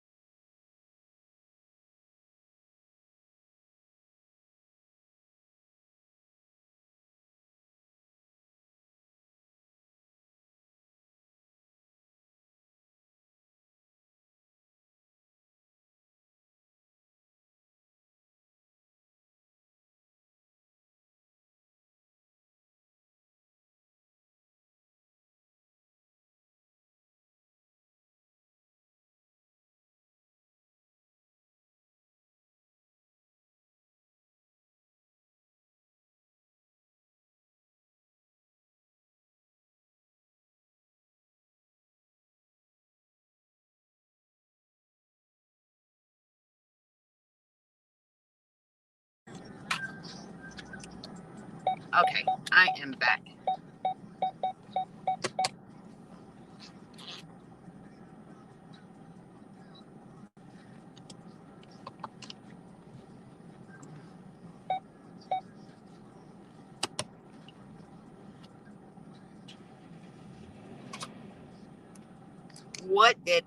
What did I miss?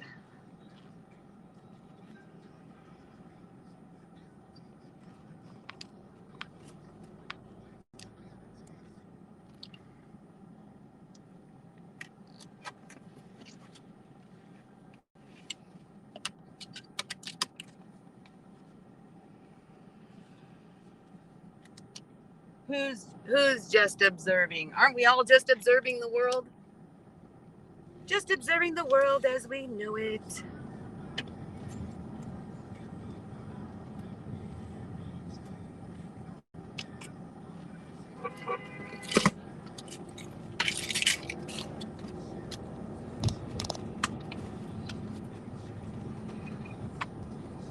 Alice is multitasking.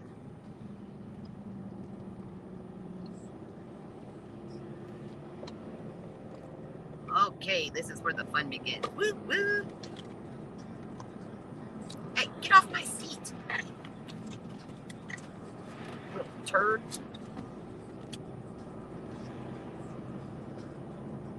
Are you being a backseat driver now?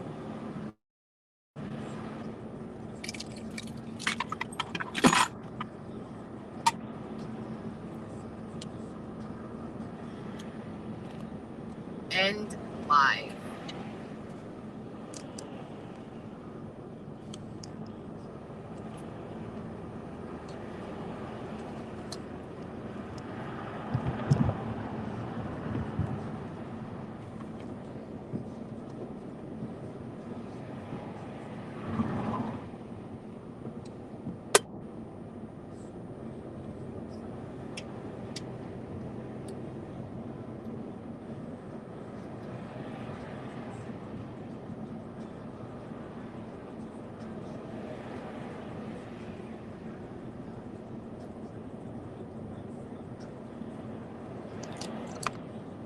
is just observing here.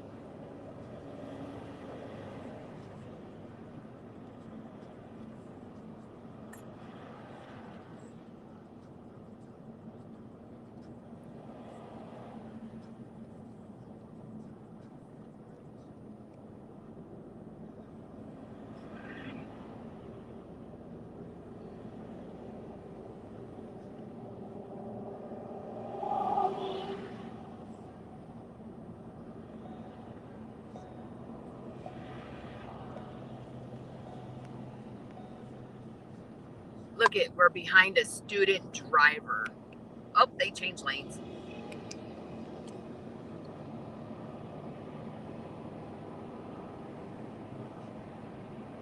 We're out traveling. We're out sightseeing.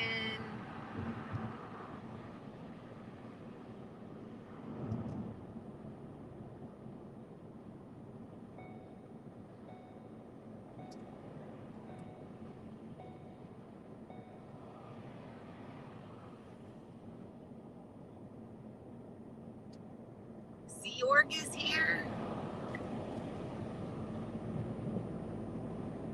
Oh, it's hard to keep up with chat sometimes.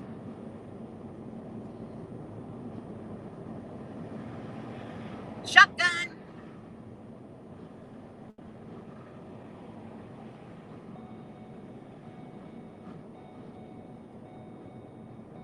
Say hello to my little friend.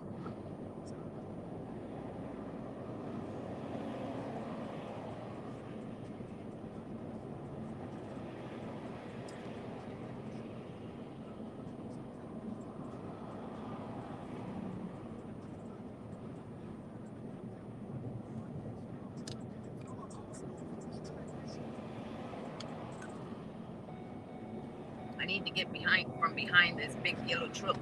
Okay, here we go. Sound effects. So this is the much more beautiful view that I was discussing earlier that we could all enjoy. This is what she was talking about earlier when she said Grass Valley. Yes, this would be up here by Grass Valley.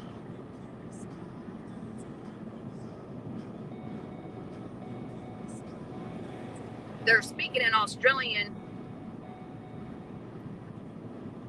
Or is there people being sarcastic in the chat? Because that's the only way I take Australian, because it's still speaking English. It must be sarcasm.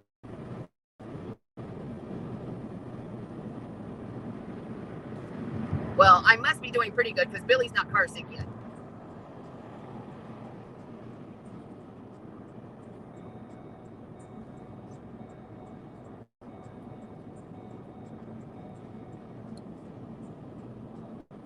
Here, let me see if I can adjust this so you guys can get a better view.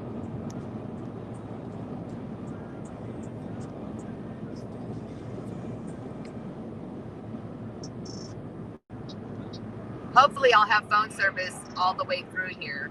We'll keep our fingers crossed. Because once I get up in the mountains, phone service gets kind of shady.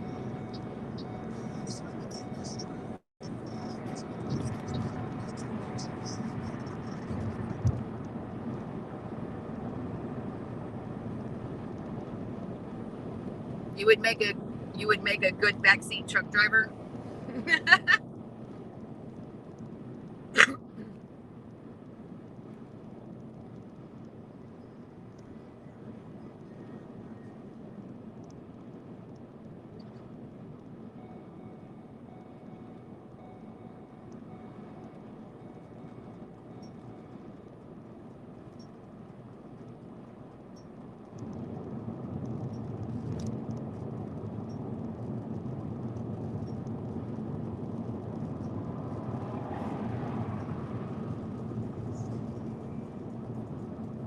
Billy says, I'm cute too.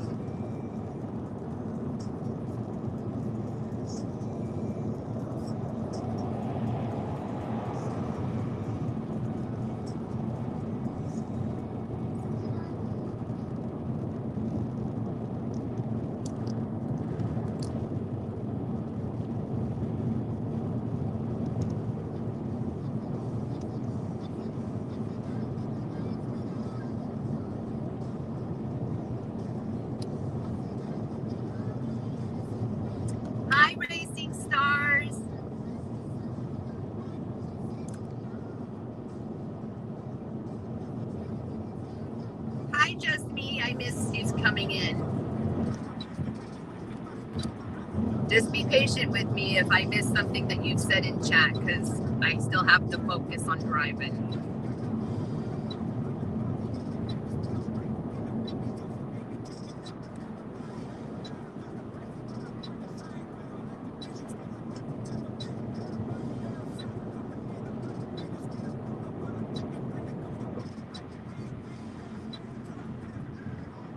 We are cruising at 67 miles per hour, approximately 63 degrees outside and about 2,000 feet above sea level. Just keeping me all updated.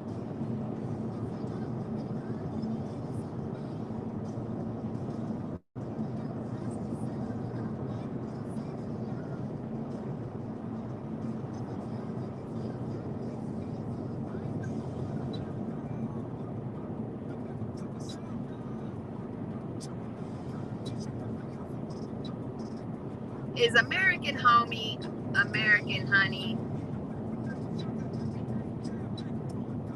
Oh, it is. I wasn't sure.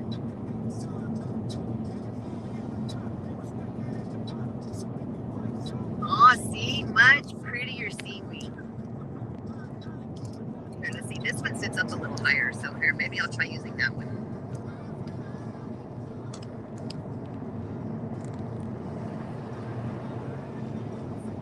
No, that one's not as good.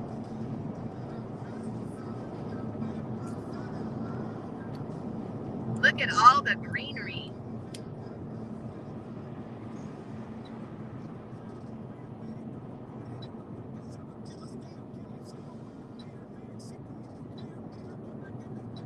Yes, ma'am. Yes, I said approximately 62 degrees outside. And we are approximately 2,000 feet above sea level.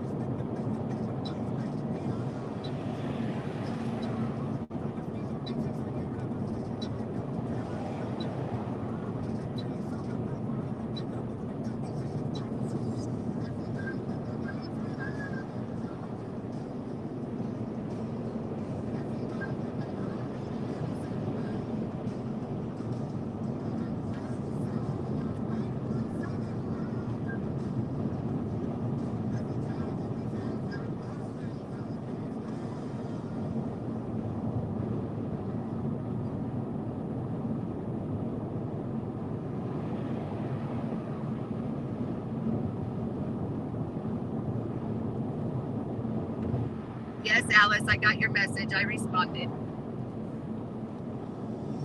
to the best of my ability.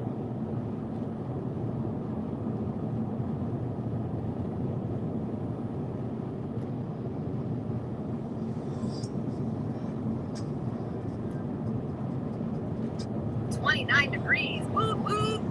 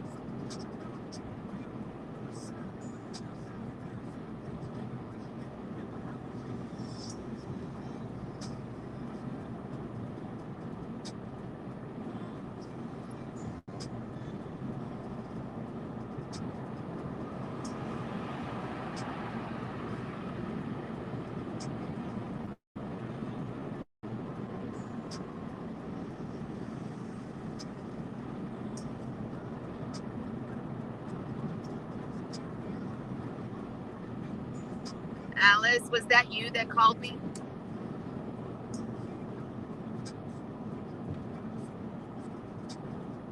I had to convert. I'm 42 degrees Fahrenheit.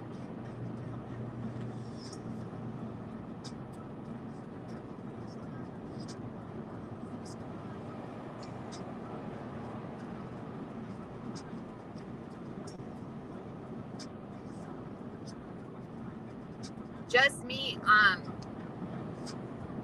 Are you on the just me convert to Fahrenheit? So does that mean that you're in Australia also? Oh, Billy Bong is. So I must have met Billy Bong from Lincoln's channel last night or early wee hours this morning.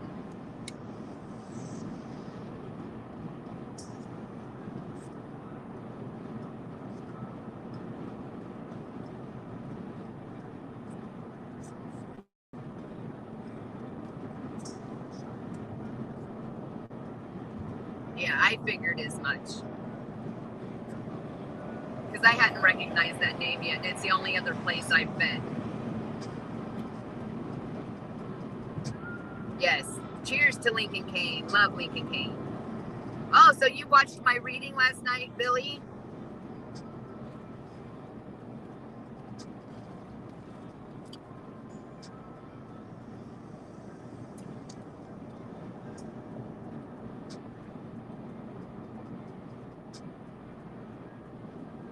Yes, I like doing readings. They are fun. Okay, Alice, I was just checking because it was of the area code.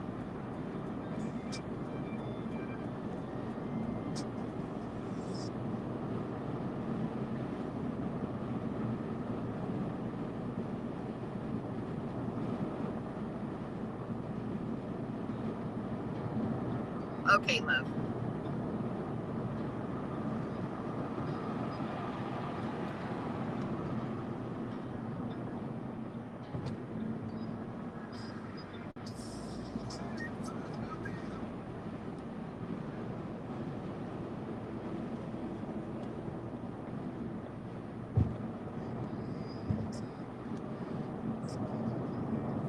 I'm surprised I haven't seen any snow yet. We must be getting close. It's dropped down to 60 degrees.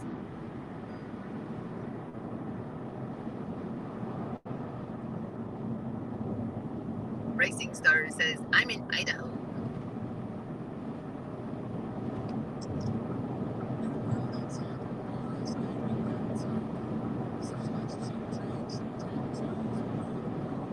Oh, you've known Lincoln for a long time.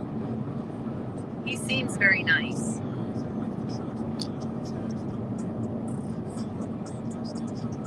I like his channel.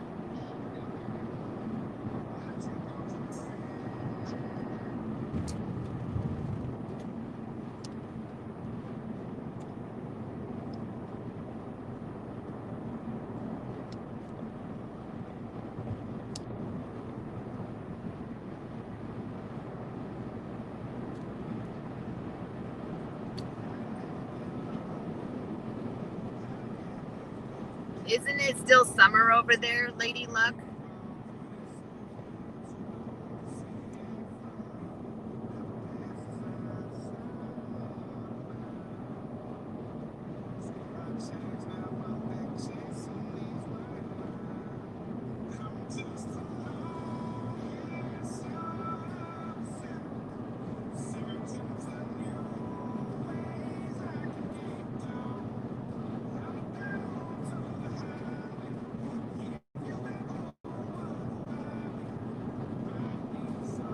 Aw, see, this is so much prettier.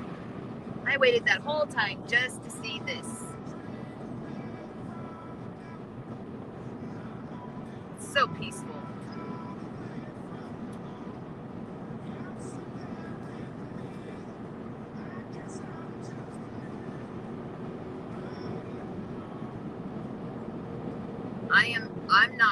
Idaho.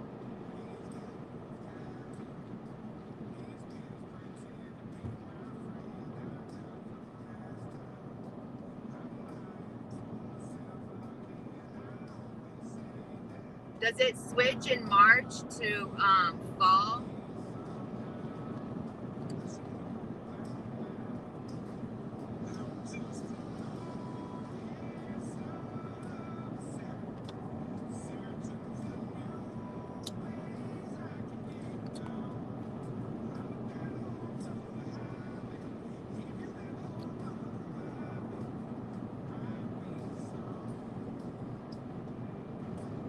Yes, I am.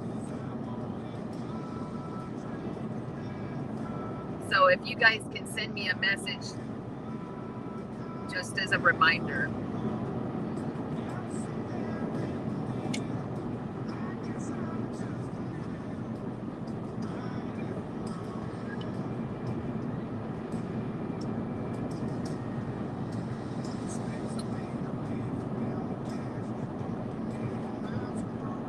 Arenga is a redhead, really. And Lolly's candy. What we call a trunk is a boot. I think that's the funniest thing ever.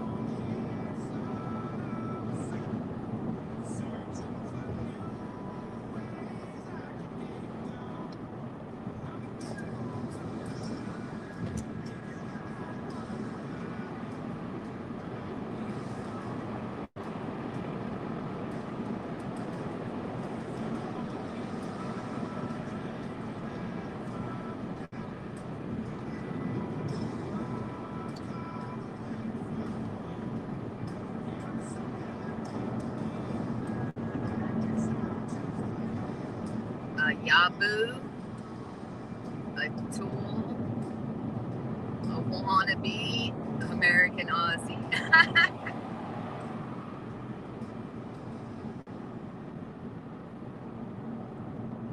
And they talk so darn fast. It's a good thing my mama is from New Zealand, because I wouldn't be able to understand squat.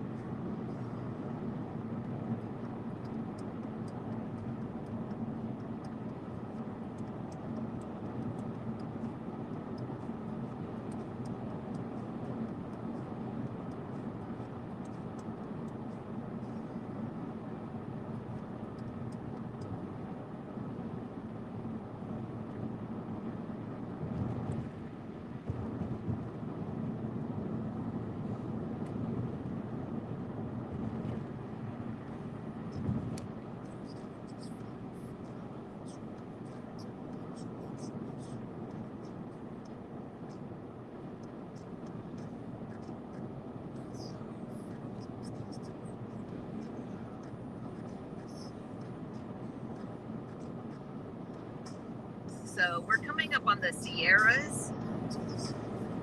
It's approximately 56 degrees outside now.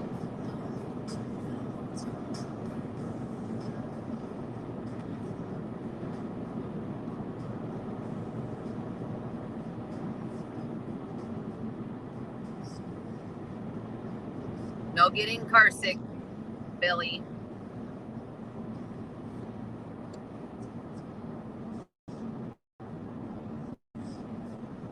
I don't want to have to pull over and clean up a mess.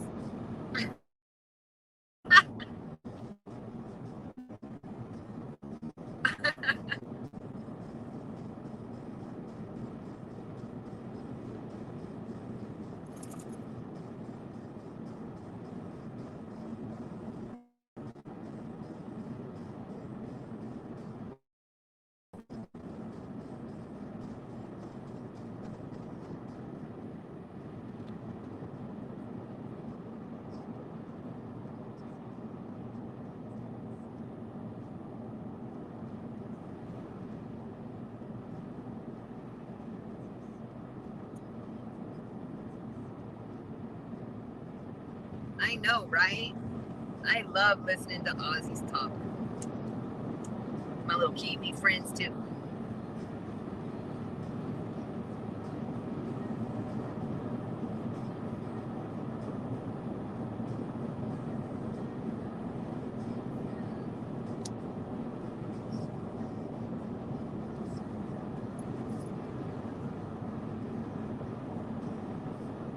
Look at all the Christmas trees.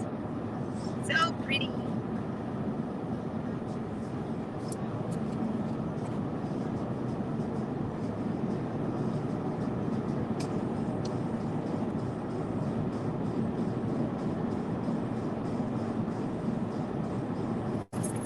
Oh, it is so beautiful. And pretty soon we'll be in snow, like lots of it.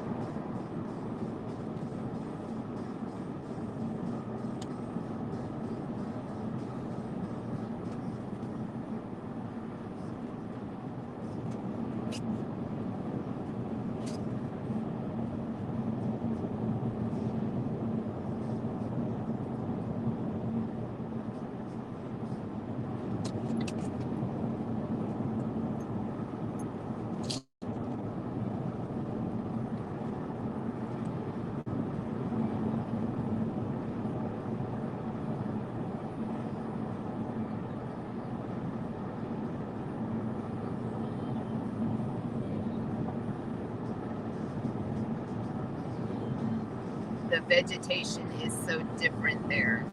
Mm-hmm.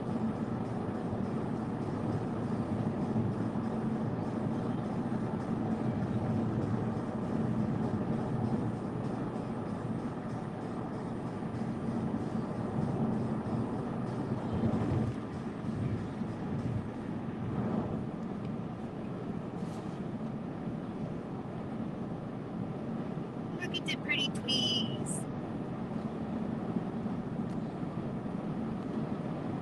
Here, I'll give you a sneak peek. Look, he's watching the scenery.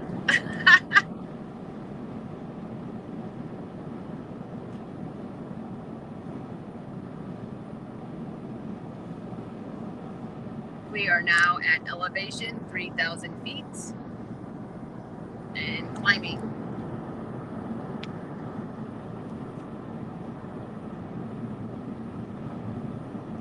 Yeah, the pretty trees.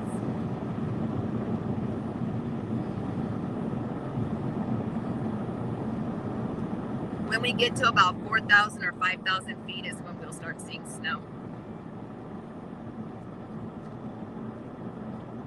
And I do believe like the peak is at like 7,600 feet.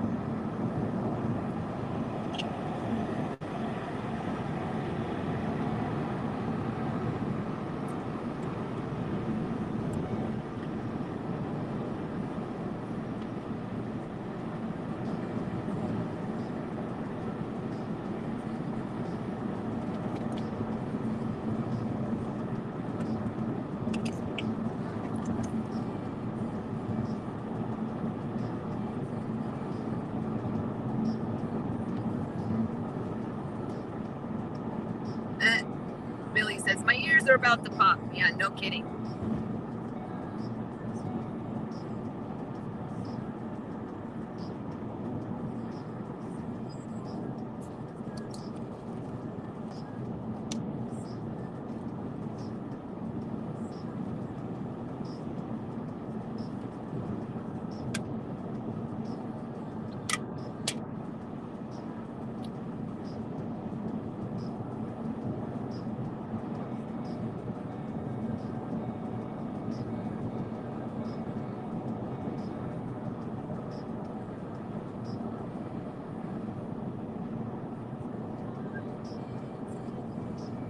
Oh, they popped.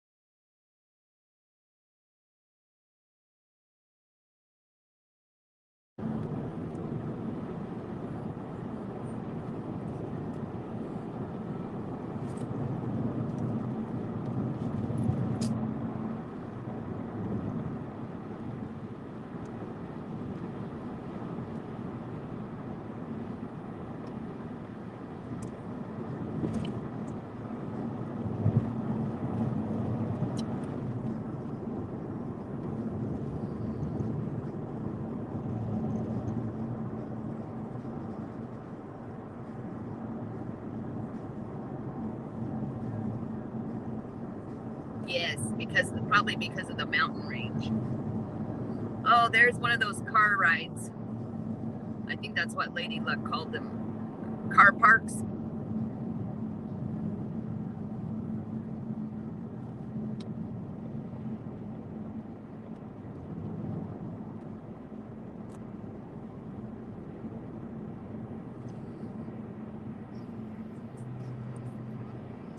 I know it's like this beautiful red, like a burnt red color.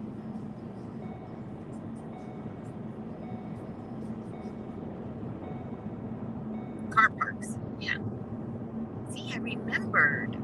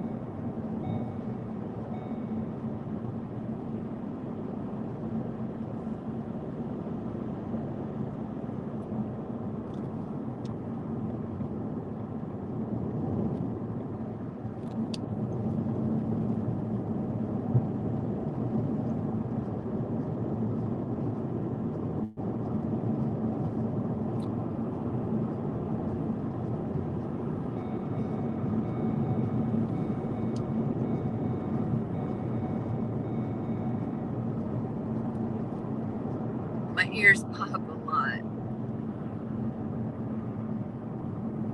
Oh, yeah, that might be why you do get car sick. Oh, I saw snow.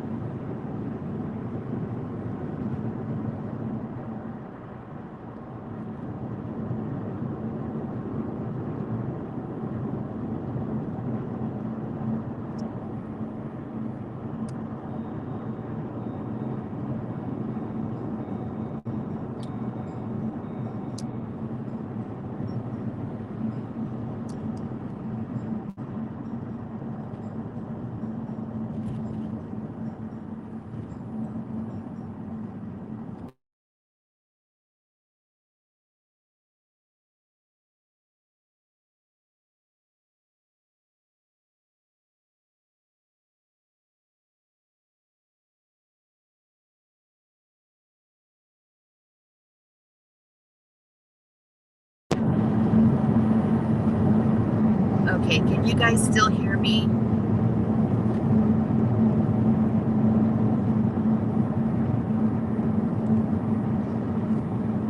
I put my earbud in, so maybe it would help cancel out some of the road noise.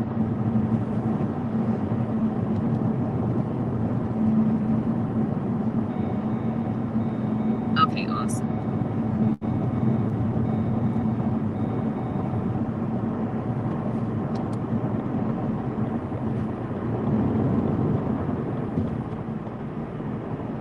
Yes, it is wet out. I do believe it snowed up here yesterday.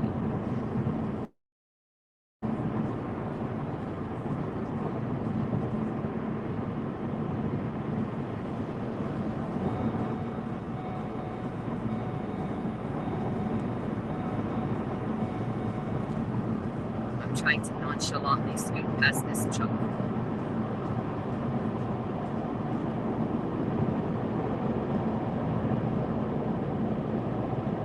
No, I do not. I wish I did. Okay, we are at a comfortable 4,000 feet at 45 degrees.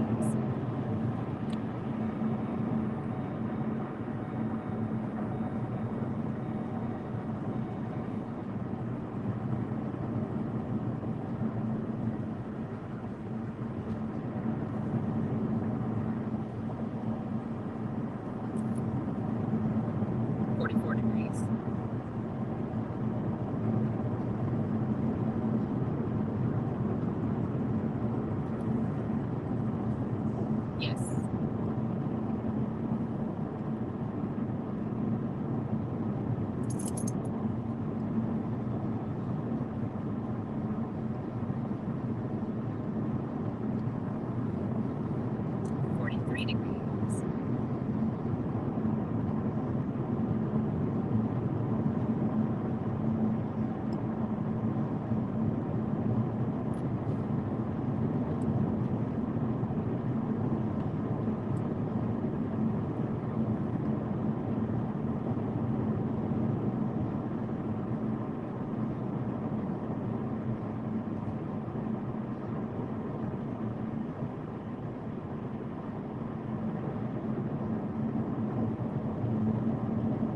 So these roads are wet. There is sections of them that are a little cold, I'll say.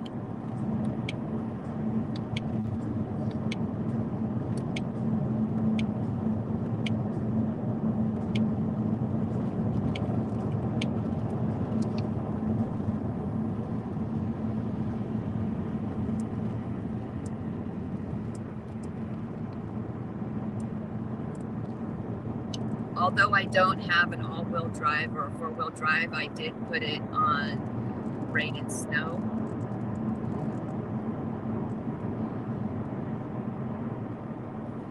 So it'll be less likely to slip.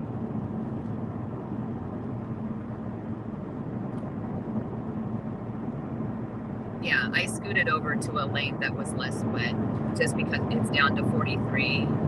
So I don't want to hit ice on accident. I did bring safety gear.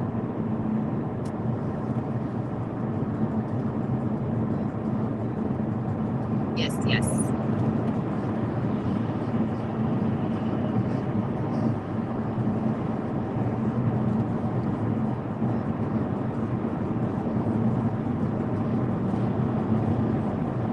There's another car park.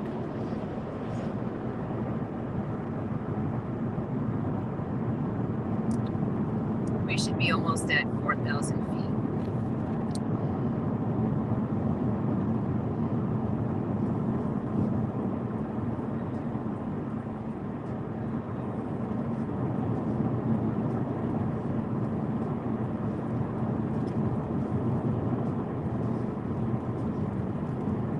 My autocorrect is confused, so you'll be fine. Yes, most definitely.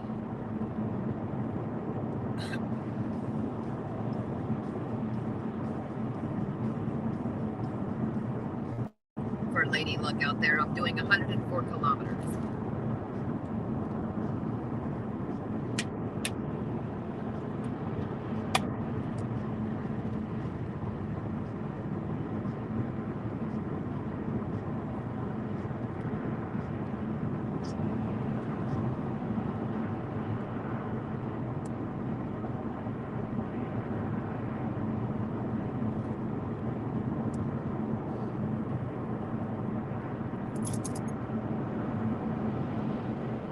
You thought this was an app?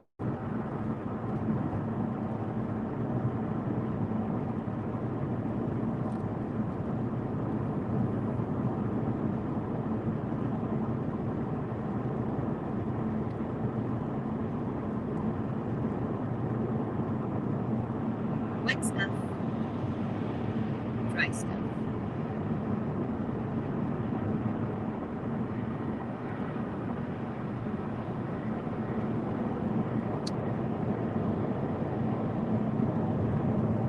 So for those of you that are not familiar for where like high altitudes and they have snow poles, so we are now in Tahoe National Forest, and those little poles that are sticking up are snow poles. So you know where the edge of the road is.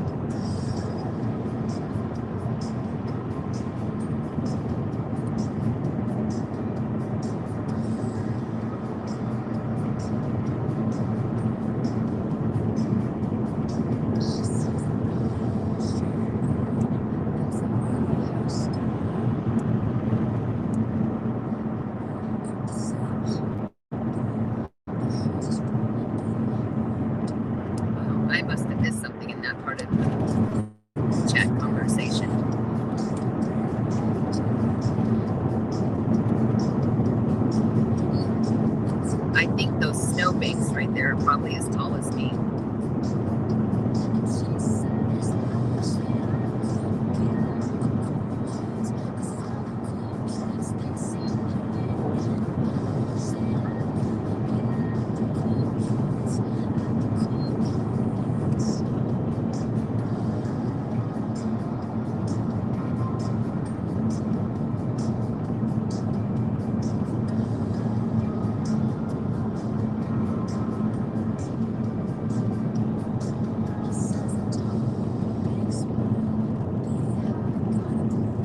Some of us have short people problems.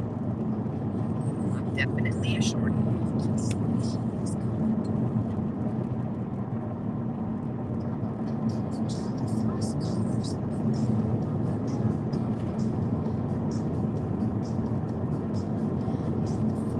Whoa, look at all the pretty white stuff.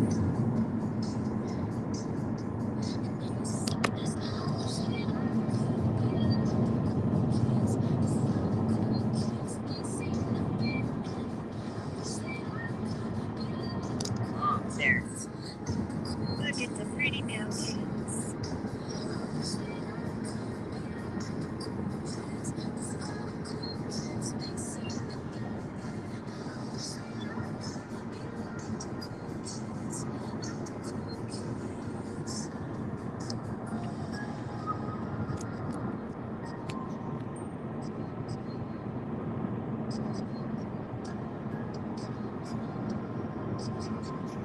Right? I think I'm about 4'11" now.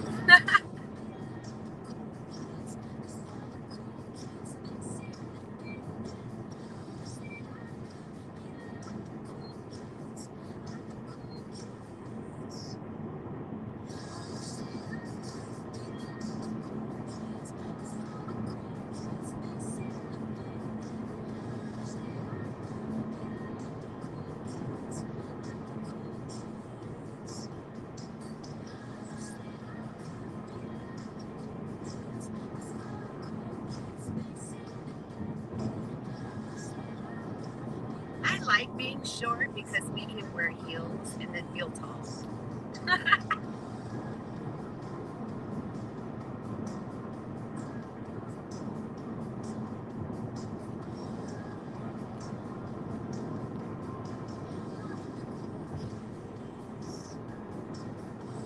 And then if you have a tall guy around, you can be like, hey, can you give me this? Can you give me that? They surely don't build cabinets for short people, though.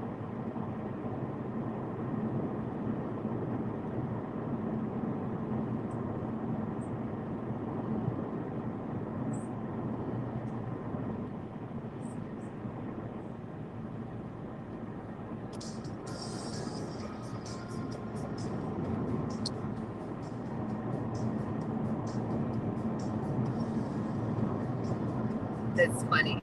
I call it short people problems. Yep.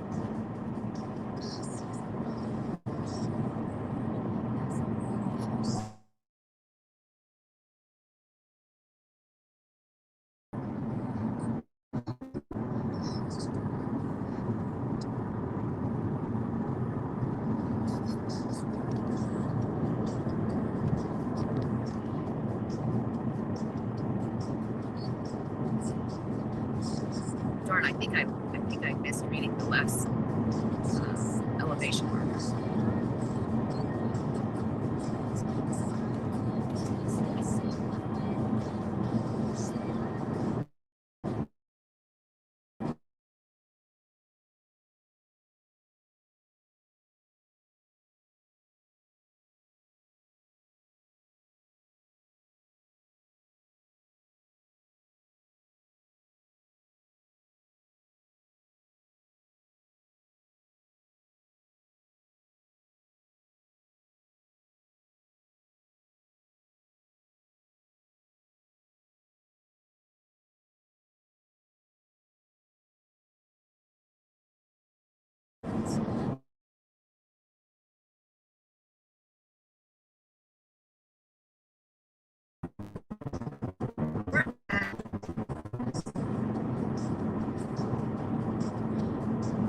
Ooh, look at all the pretty white stuff.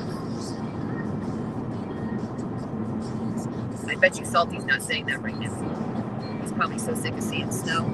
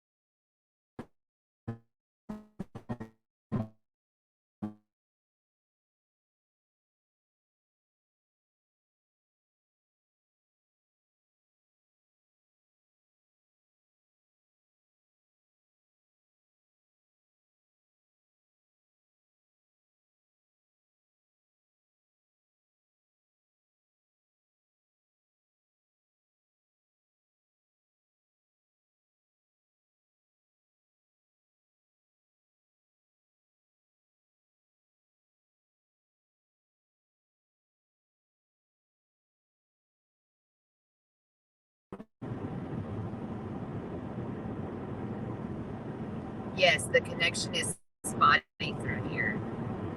I think I said that earlier. I wasn't sure if it would actually stay connected. So I'll try to keep it connected.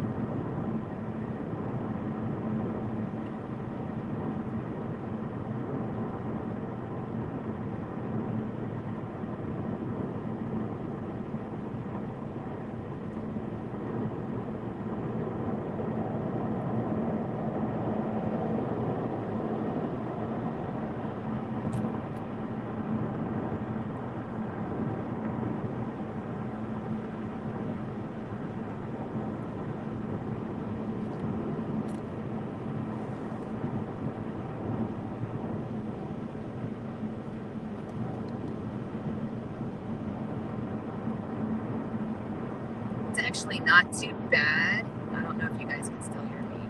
It's honestly, it's not too bad. It's 44 degrees. So that's probably why the roads are so wet.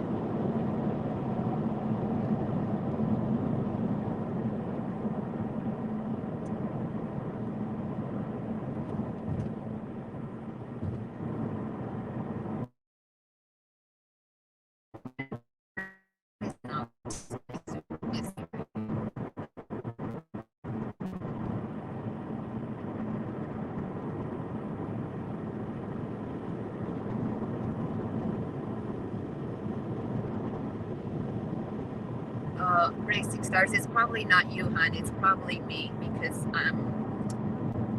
there's not a whole lot of towers out here.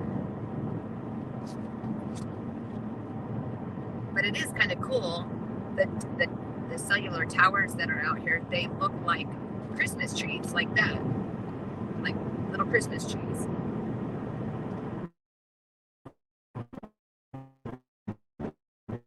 If you're not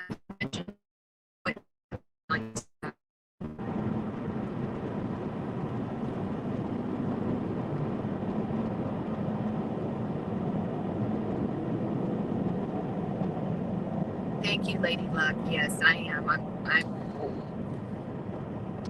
I'm trying to be very careful.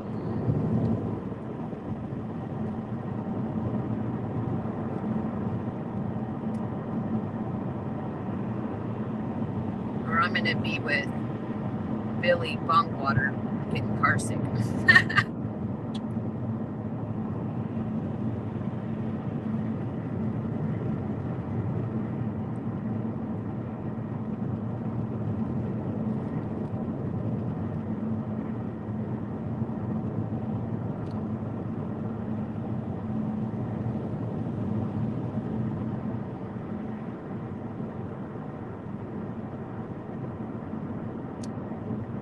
How's work, Alice? Has it been somewhat peaceful today for you?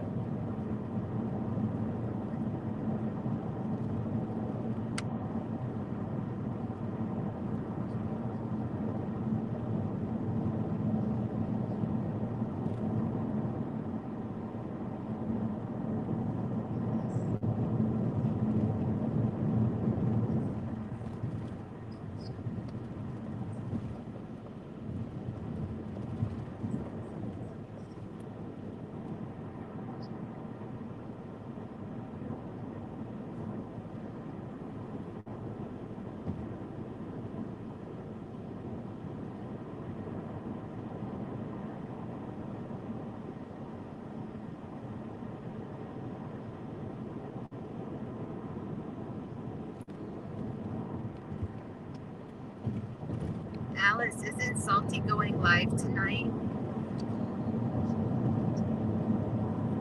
I think they said like 6 o'clock.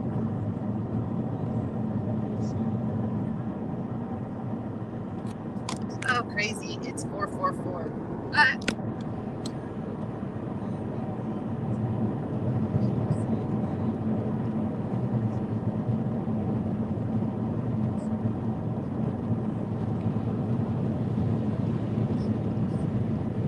Did he start already?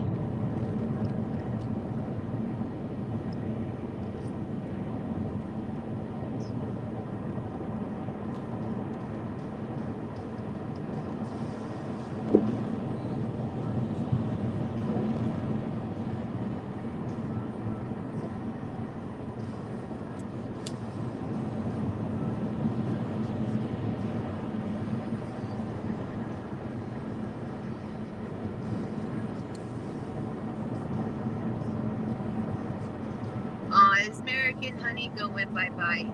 I thought American Homie had shotgun. Who had shotgun? Who's my co-pilot? Oh, they wait till we get in the poopy weather and then they decide to run off so they don't get car sick. I know, I see how it goes. Can't see the road.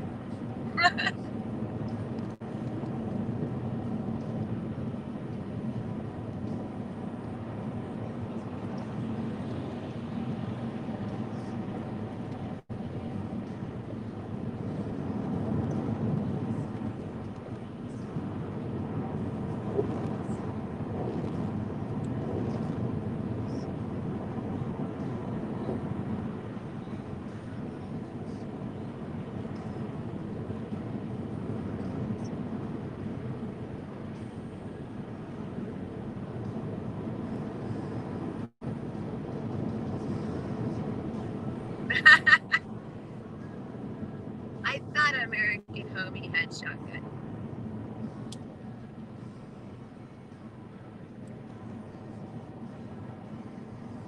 This ground is seriously wet. And because the trucks drive through here, there's like these rivets.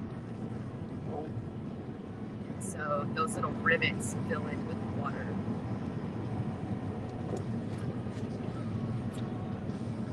And we're down to 38 degrees.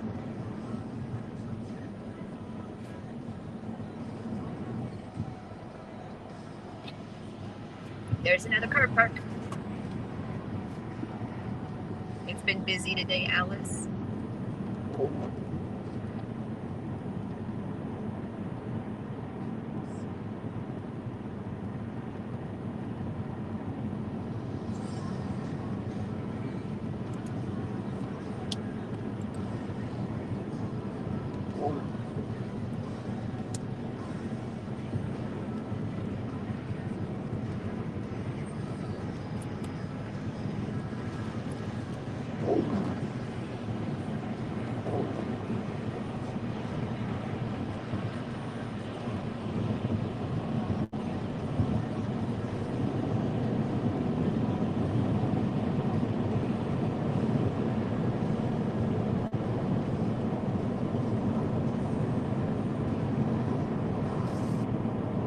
Hour time. Okay, got it.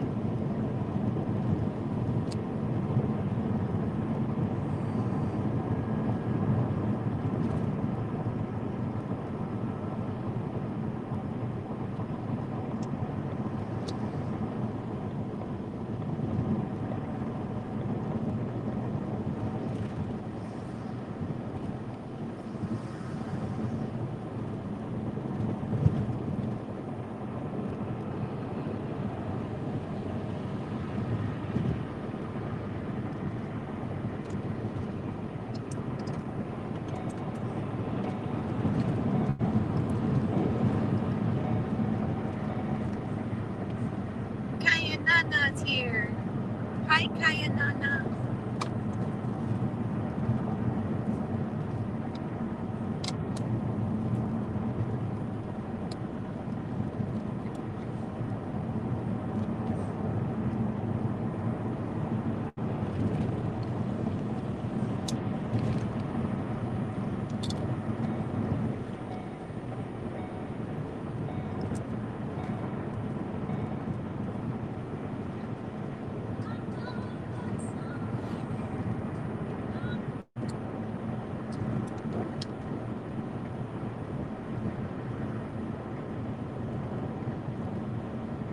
Yes. Hi, Kayanana. I am. I'm trying to be safe. It is a little wet. It's a little slippery. I have to admit.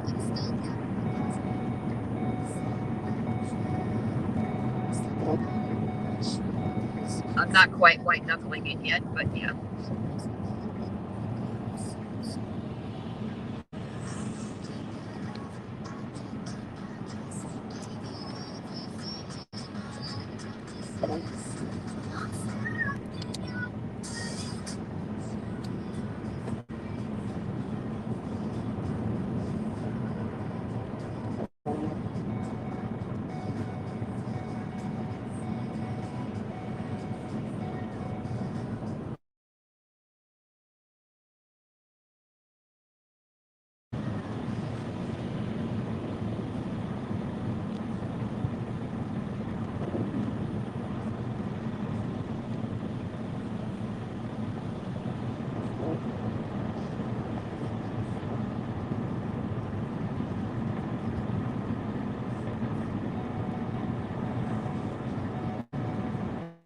if I keep exactly, I keep changing once in a while.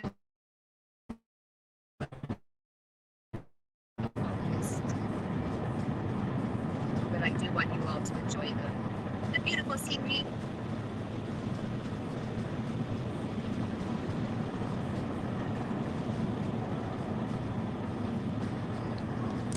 Look at all that snow. Look, it's so snowy, the little sides all covered.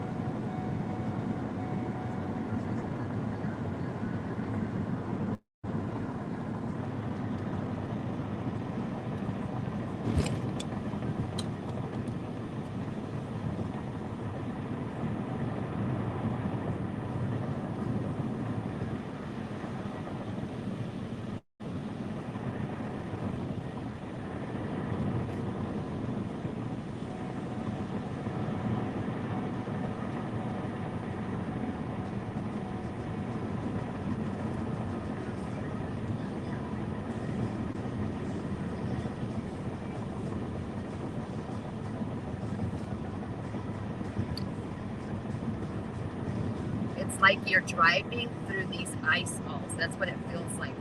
Like in the Olympics, they have that little sport where they're in this like little sled and they're driving, like they're riding in this little sled through these little snow things, like these little ice buckets. I don't know what that sport is called, but that's what it reminds me of.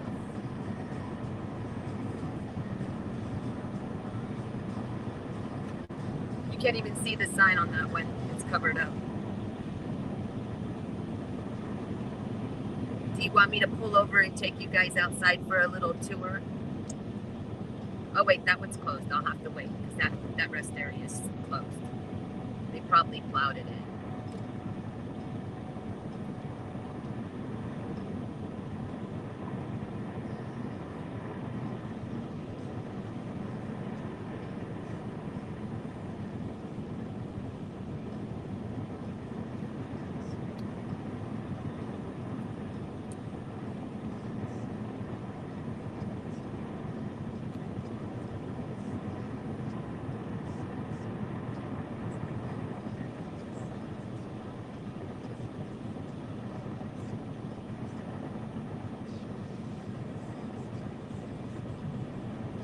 No disrespect attained intended. No, chat amongst yourself. Enjoy the ride. It says steep downgrade, snow and ice. Slow down.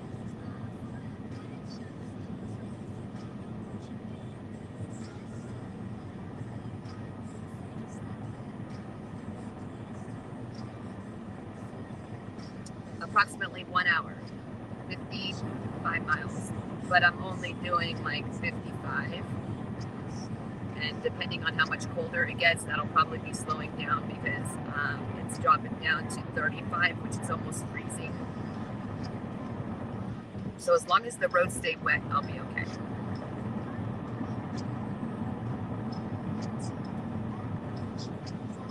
Wet and not icy, I mean.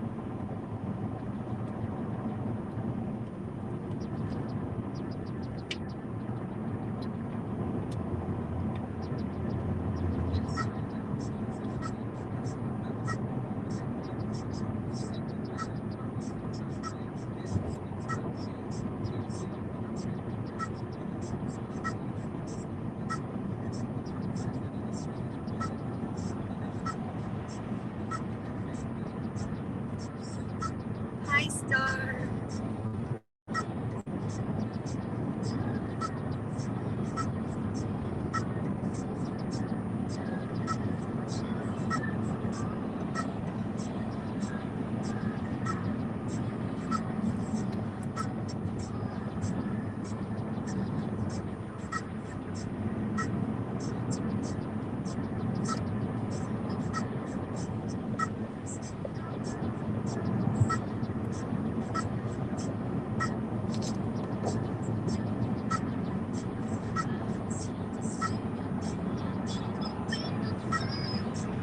Rocky Pac-Man, welcome.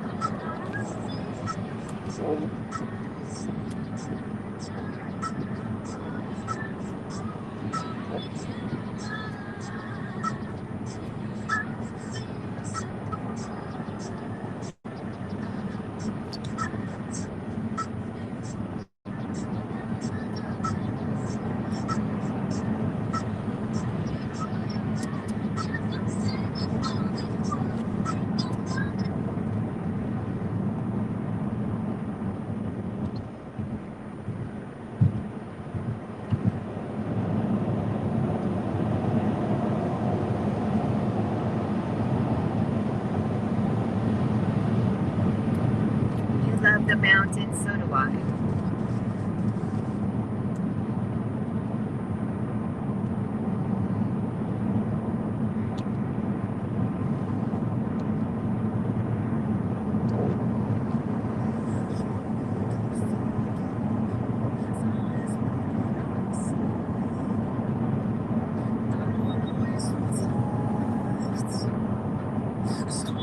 I didn't come up with this idea, homie, American homie. Actually, this was Salty and Alice's idea. I never thought of it, and I was like, oh, well, they would enjoy the view, and they were like, well, you should go live. And I was like, oh, I didn't know I could do that. I've never done it from my phone before.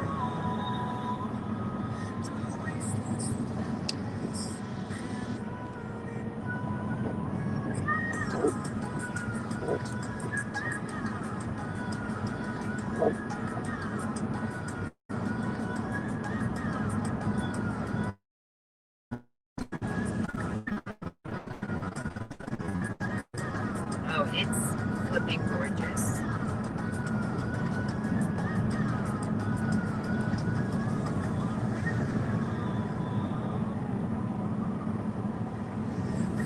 I wish I could take credit for this idea.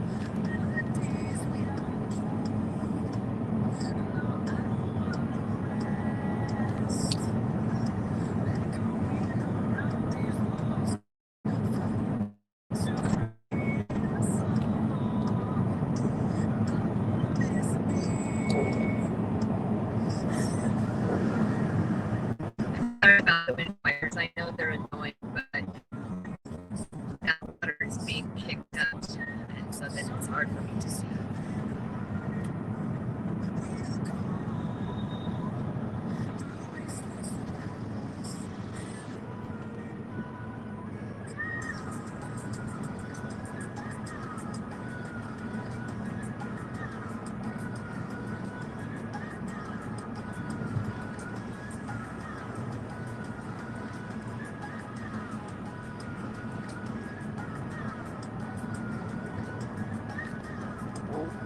Yes, we do. We have some amazing influencers out there.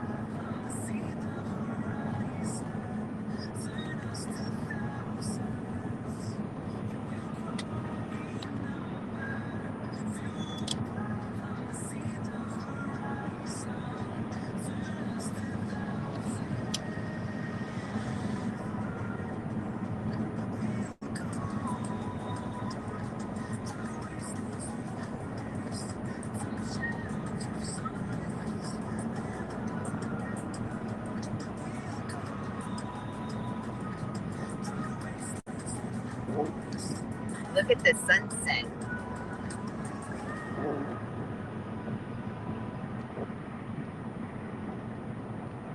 That like Arizona sunset.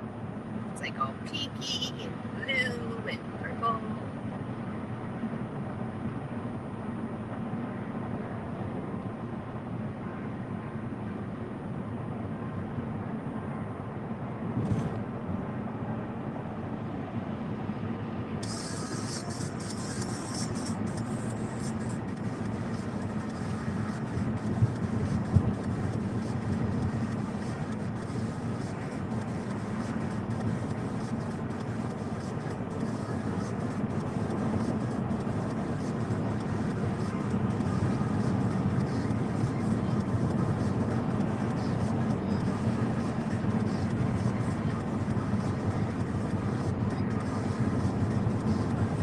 I'm so happy you all are enjoying it.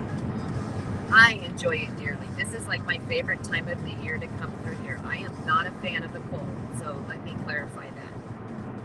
I am not a fan of the cold, but I love the beautiful look of snow and mountains. To me, it's like one of the most beautiful sceneries ever.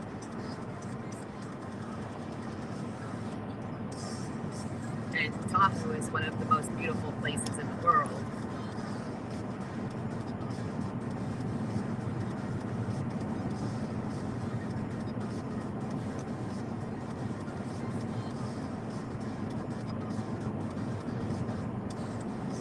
Isn't it? It was so pretty. It was like all purple.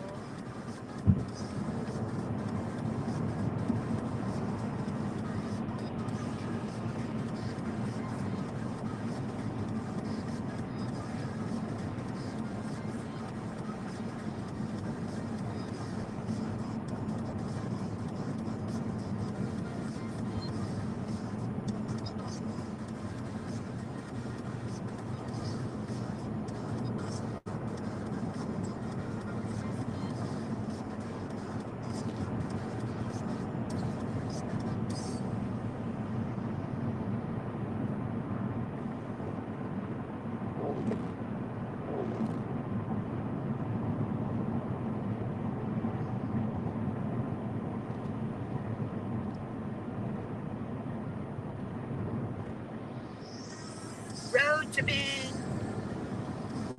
Okay, kids, no fighting in the back seat.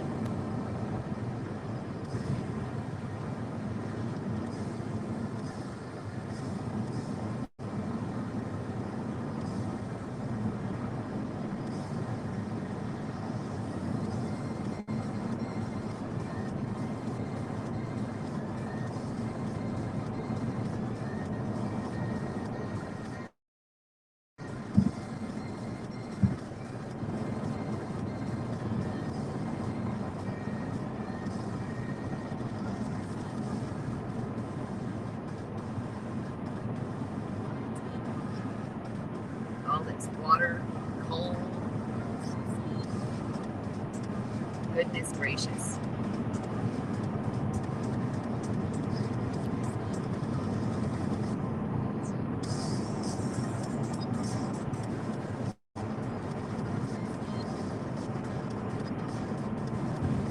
It's a comfortable 40 degrees outside.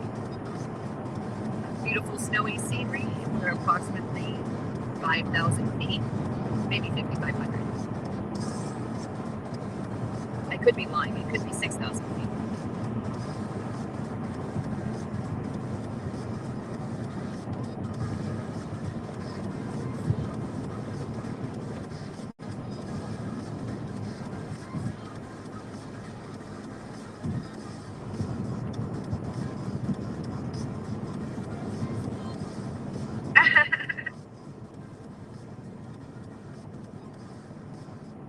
Well, I think Lady Luck is sitting on America Homie's lap.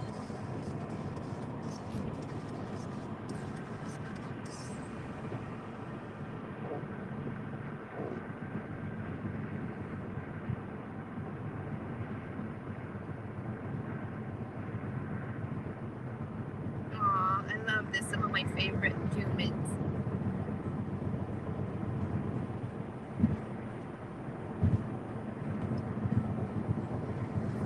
You all are most of my favorite humans. And I'm a pro animal person, just saying.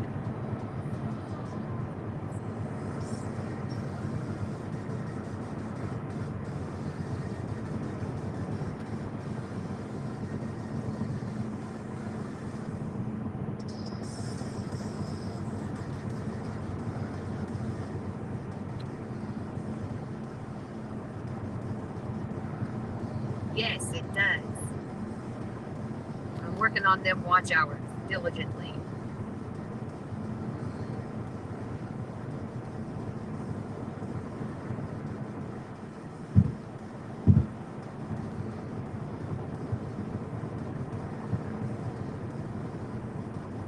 So if you've all never seen one, for those of you that are from the area know what this is.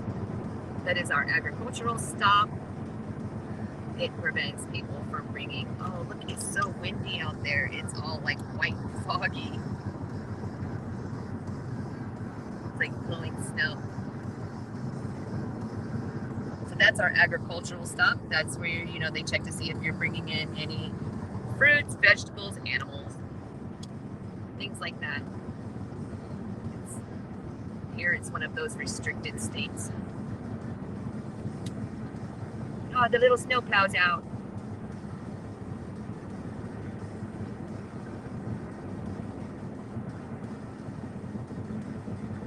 Aw, thank you, Kayanana. You can thank Salty. This is his and Alice's idea. I didn't even think about it.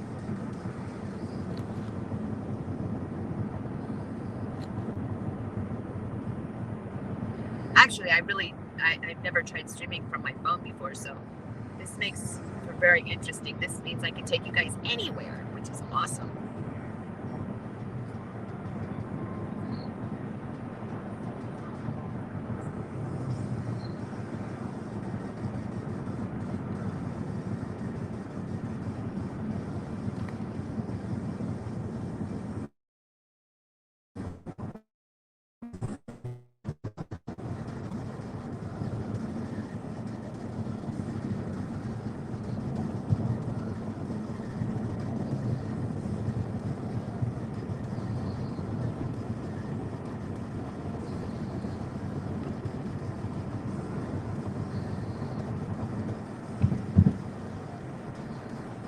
Passing the Chucky River. That is the river right there, the little squirmy thing that's dark.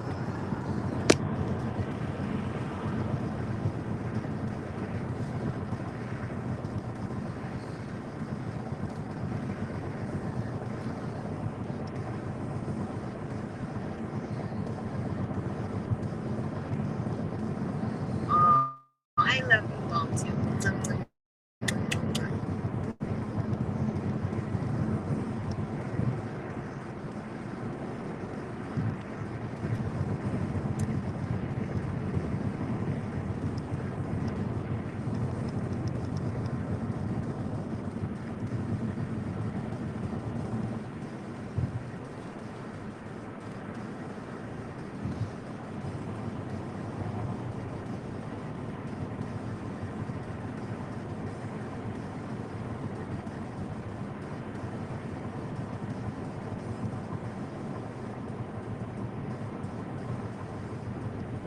So if anybody here watched the Kylie Rodney case, Boca Dam is up here to our left. And the other one, which was Cruz'n, is to our right.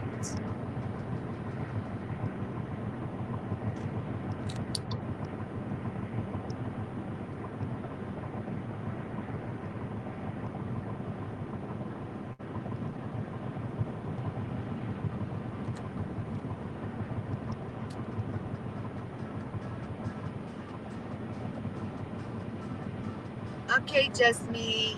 Enjoy some dinner for me. Thank you for coming.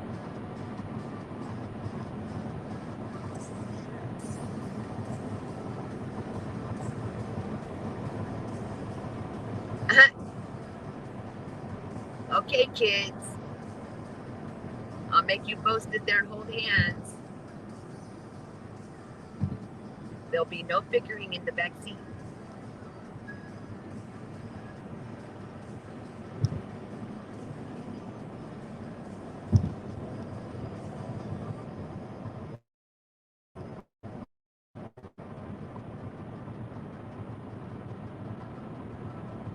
I think I'm the only one that needed a darn pee-pee break this whole car ride.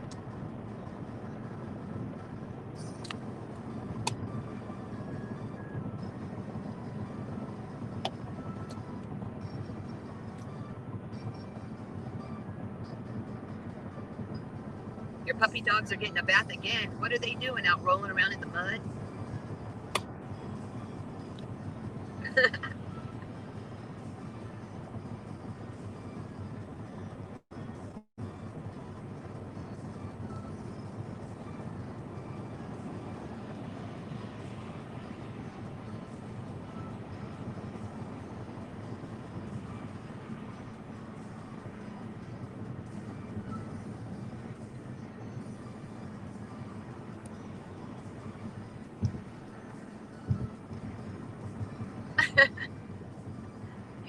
so cute. I love it.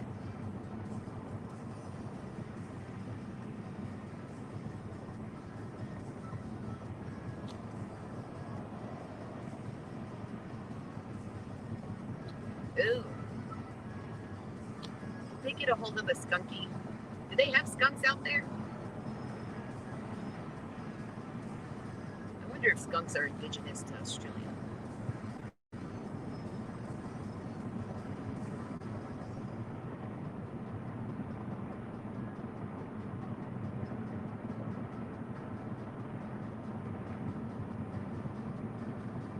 Sharing is caring.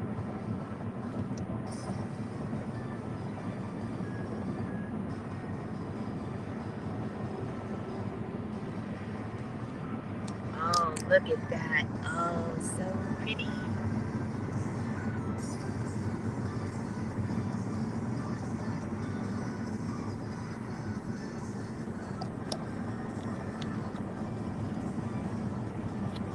Look at that big mountain.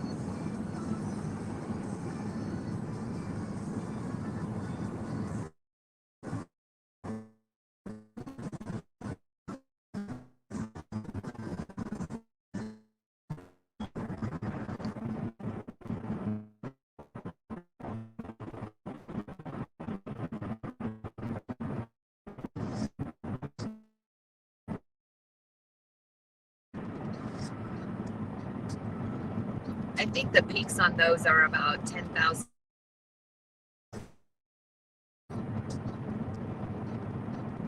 It might be 11.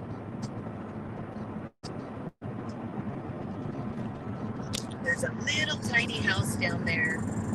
I don't know if you can see it. See the cabin?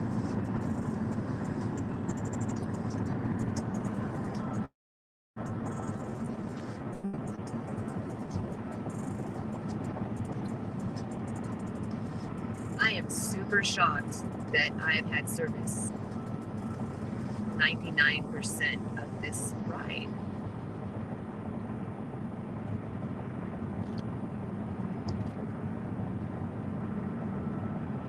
Are we there yet? Ah, there's my long lost daughter, Kaylee. I know I can't drop a link.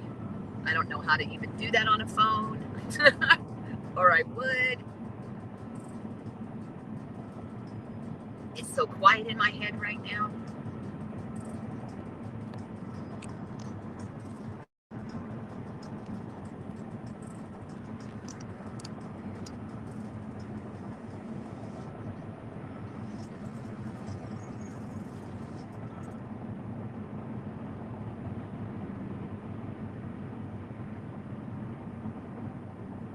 No soy this is.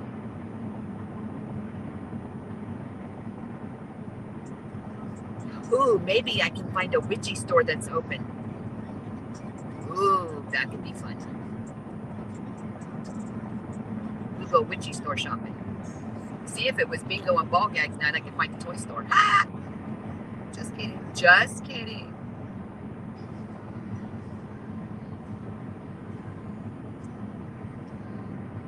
Oh, the backseat bullies.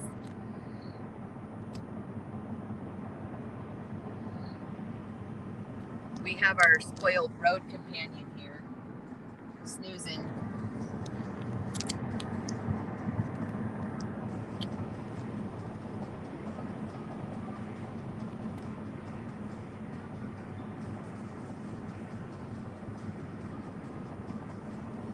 Is looking out the window or licking the window? Oh, I gotta get some Twizzlers. I gotta get some Twizzlers while I'm out. See, I didn't even bring any munchies. I am such a bad tourist.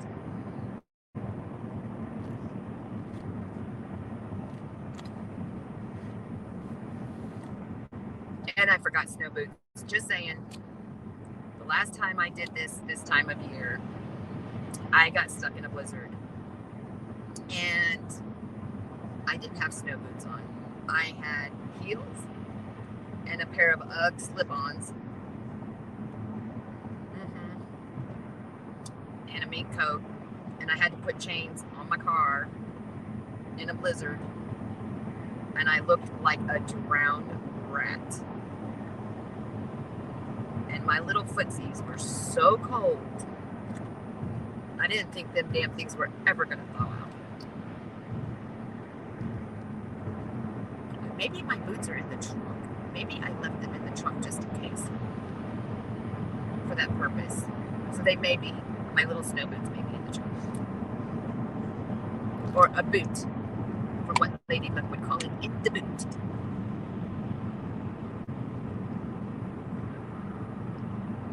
We're going to hell and back, Kaylee.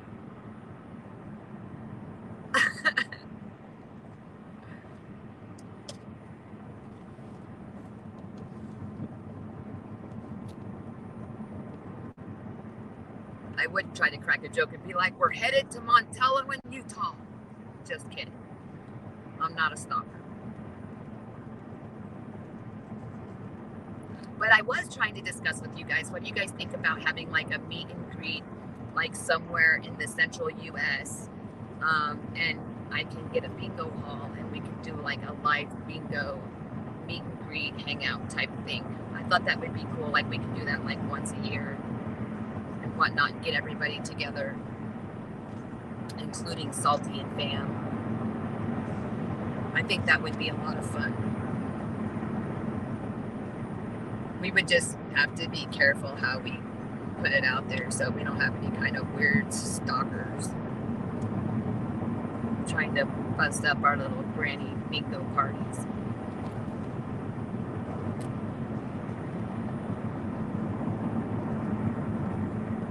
I have to pull out my dauber and dobble a few times. Ding, ding, ding, ding, ding.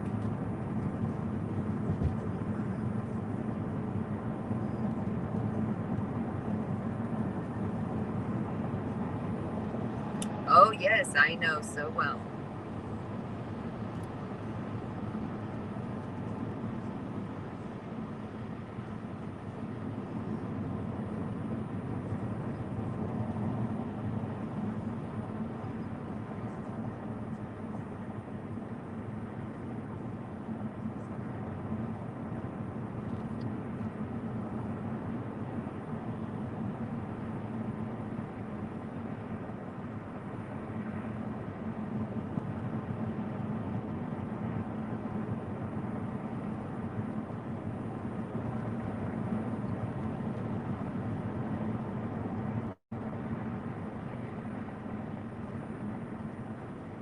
No, oh no, he is way too far away, honey. Oh, Lord have mercy. It take me to get there, it's like a 36-hour drive. I surely didn't bring any pants for that kind of ride.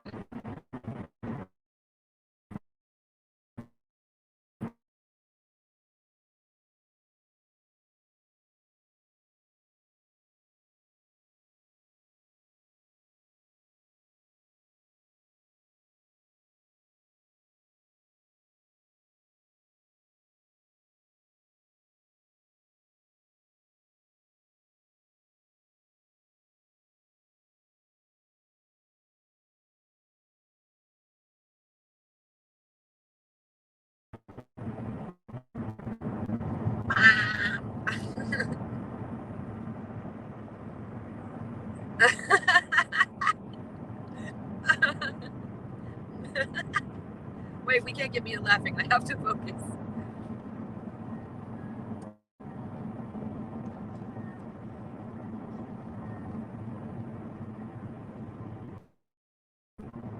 I can just see you two in the back seat stabbing each other. Not stabbing, we won't use that word.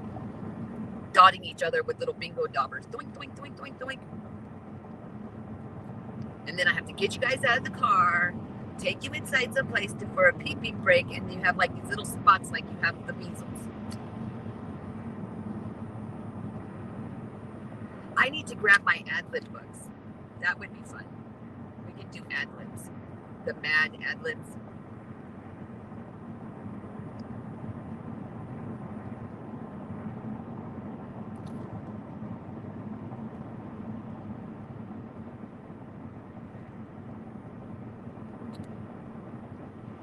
Wet. We're down to a comfortable 37 degrees outside, ladies and gentlemen. mostly ladies.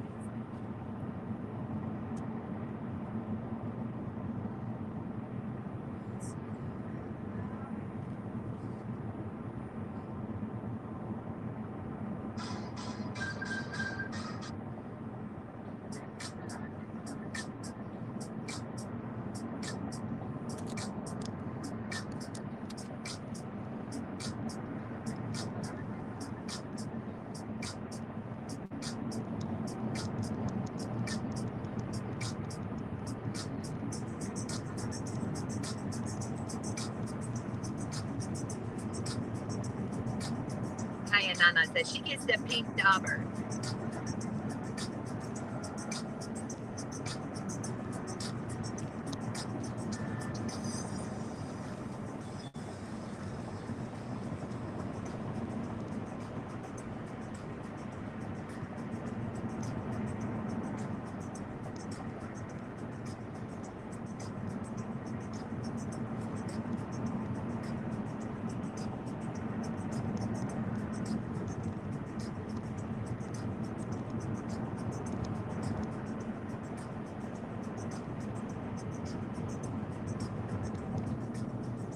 Welcome to Nevada.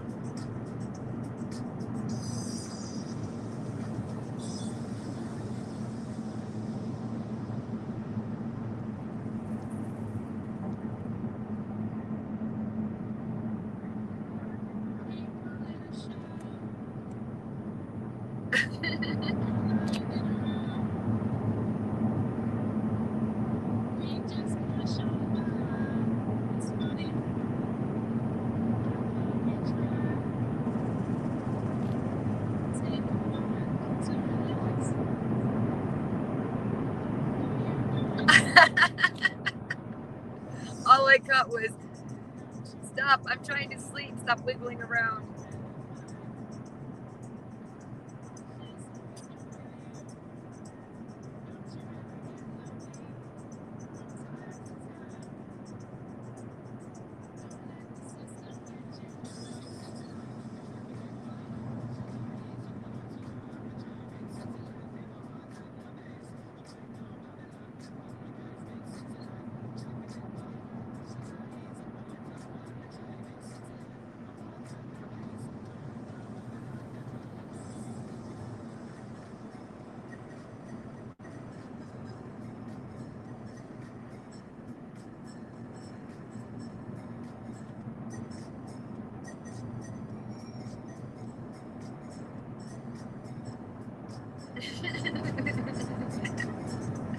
Oh, you guys kill me, I love it.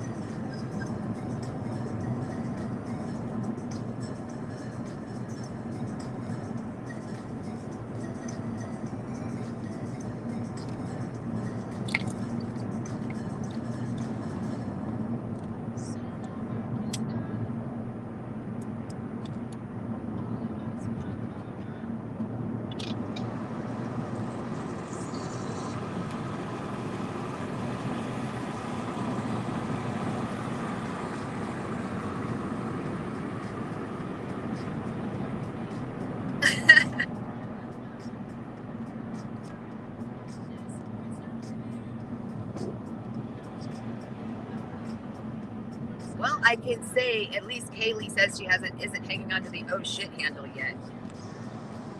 And Billy Longwater over here isn't car sick, so I'm doing pretty good.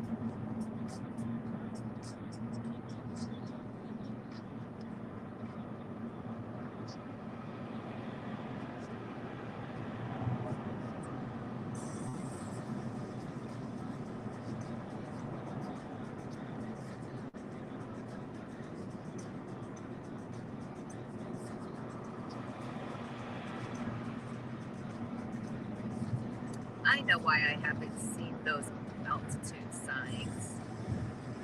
Because they're probably covered up with snow.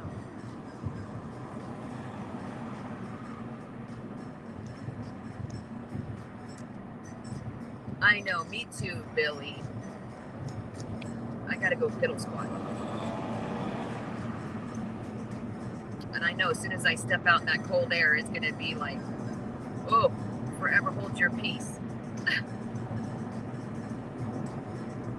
Okay, we'll pull over.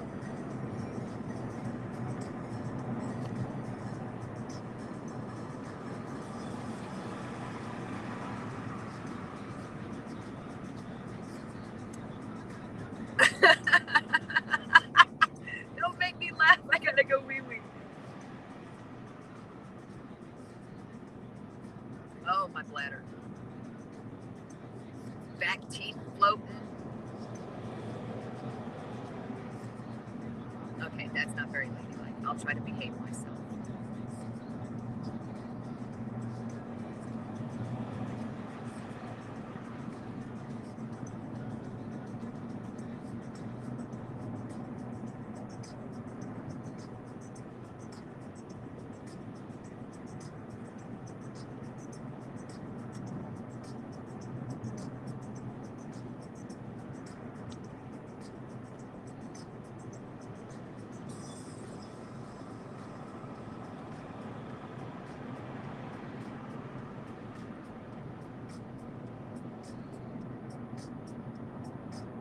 So we are doing 97 kilometers per hour.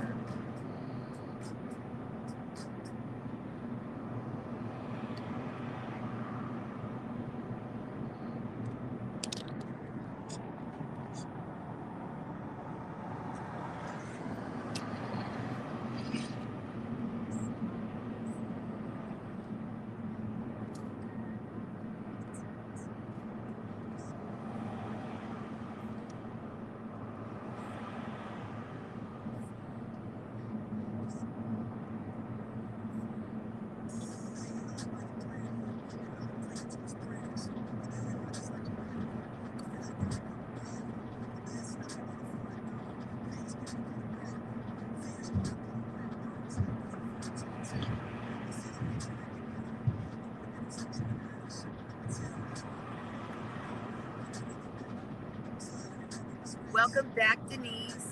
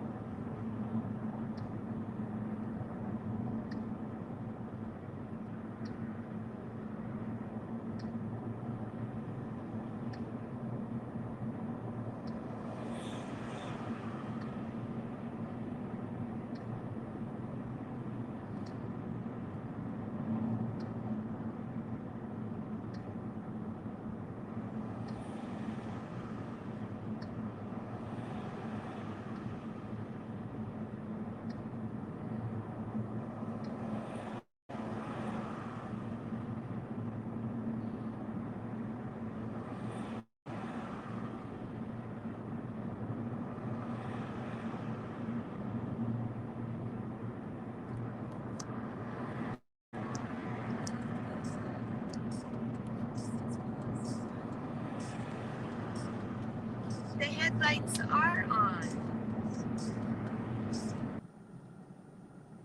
Yes, bingo is fun.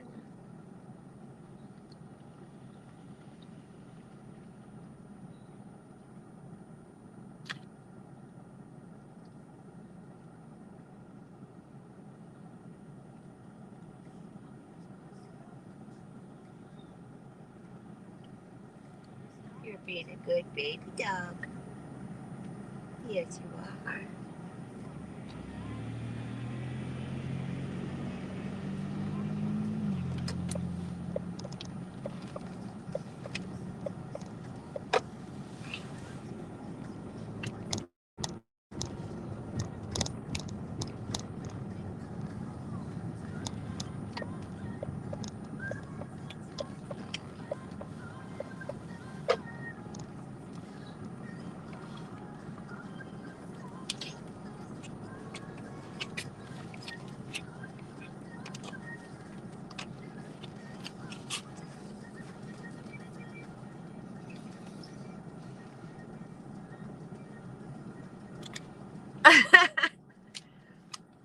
The next complaint, they're going on the roof rack.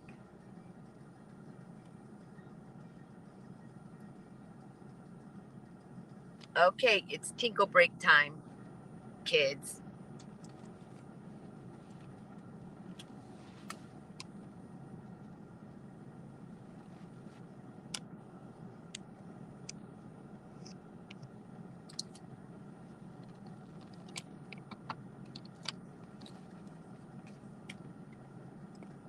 I will be right back.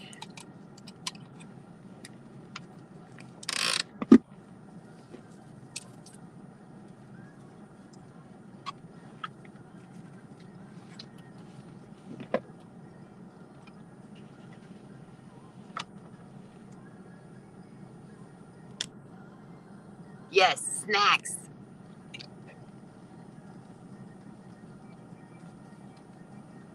I might have to get me some darn Twizzlers now.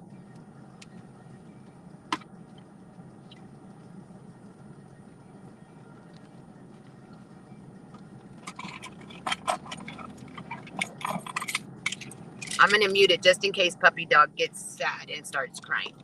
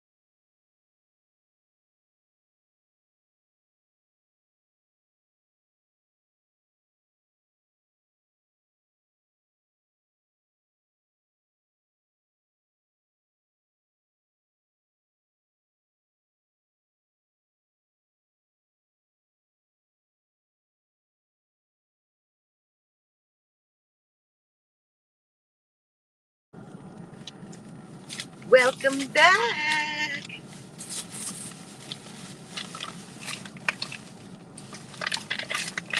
Elevator music.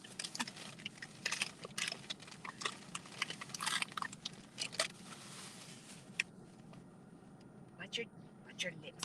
Oh, wait, can I turn this around? Oh, I got some of these. Just because of Kaylee. Oh, yeah.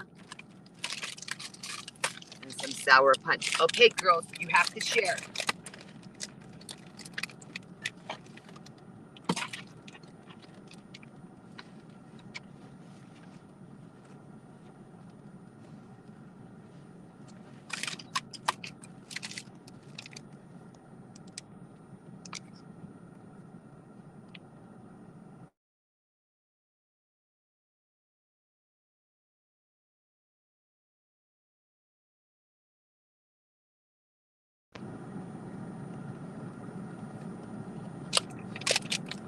Can you still hear me? Because I don't know.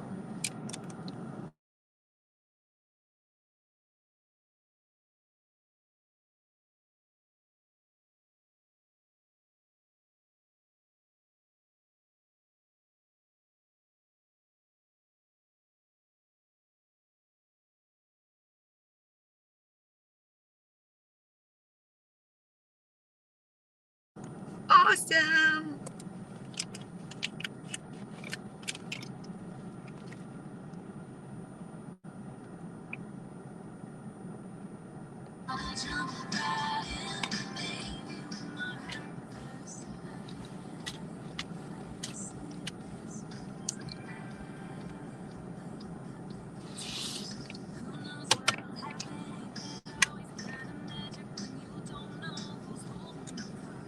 Okay, we have 15 minutes till Salty goes on.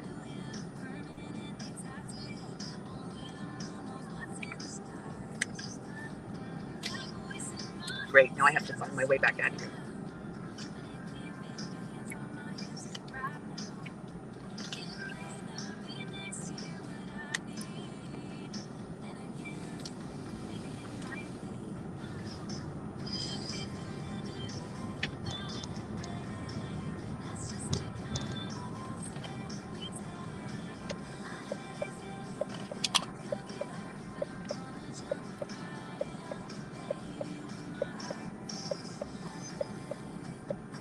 Those are some cute little taillights.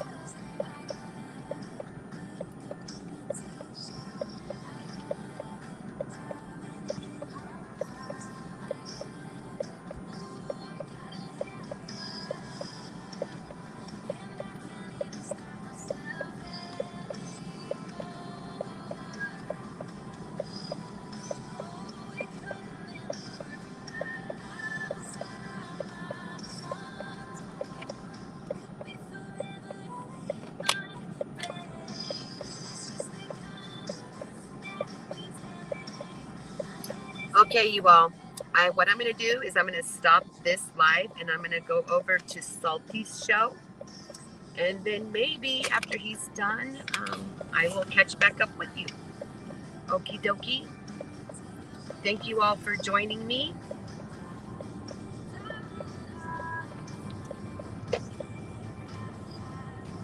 Much love to you all.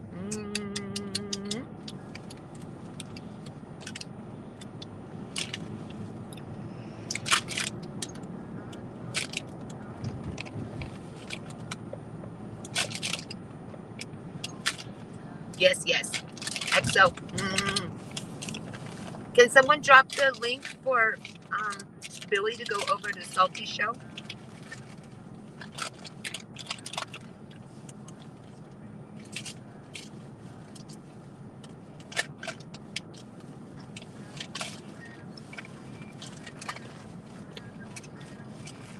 Get out of Mama's candy, bud.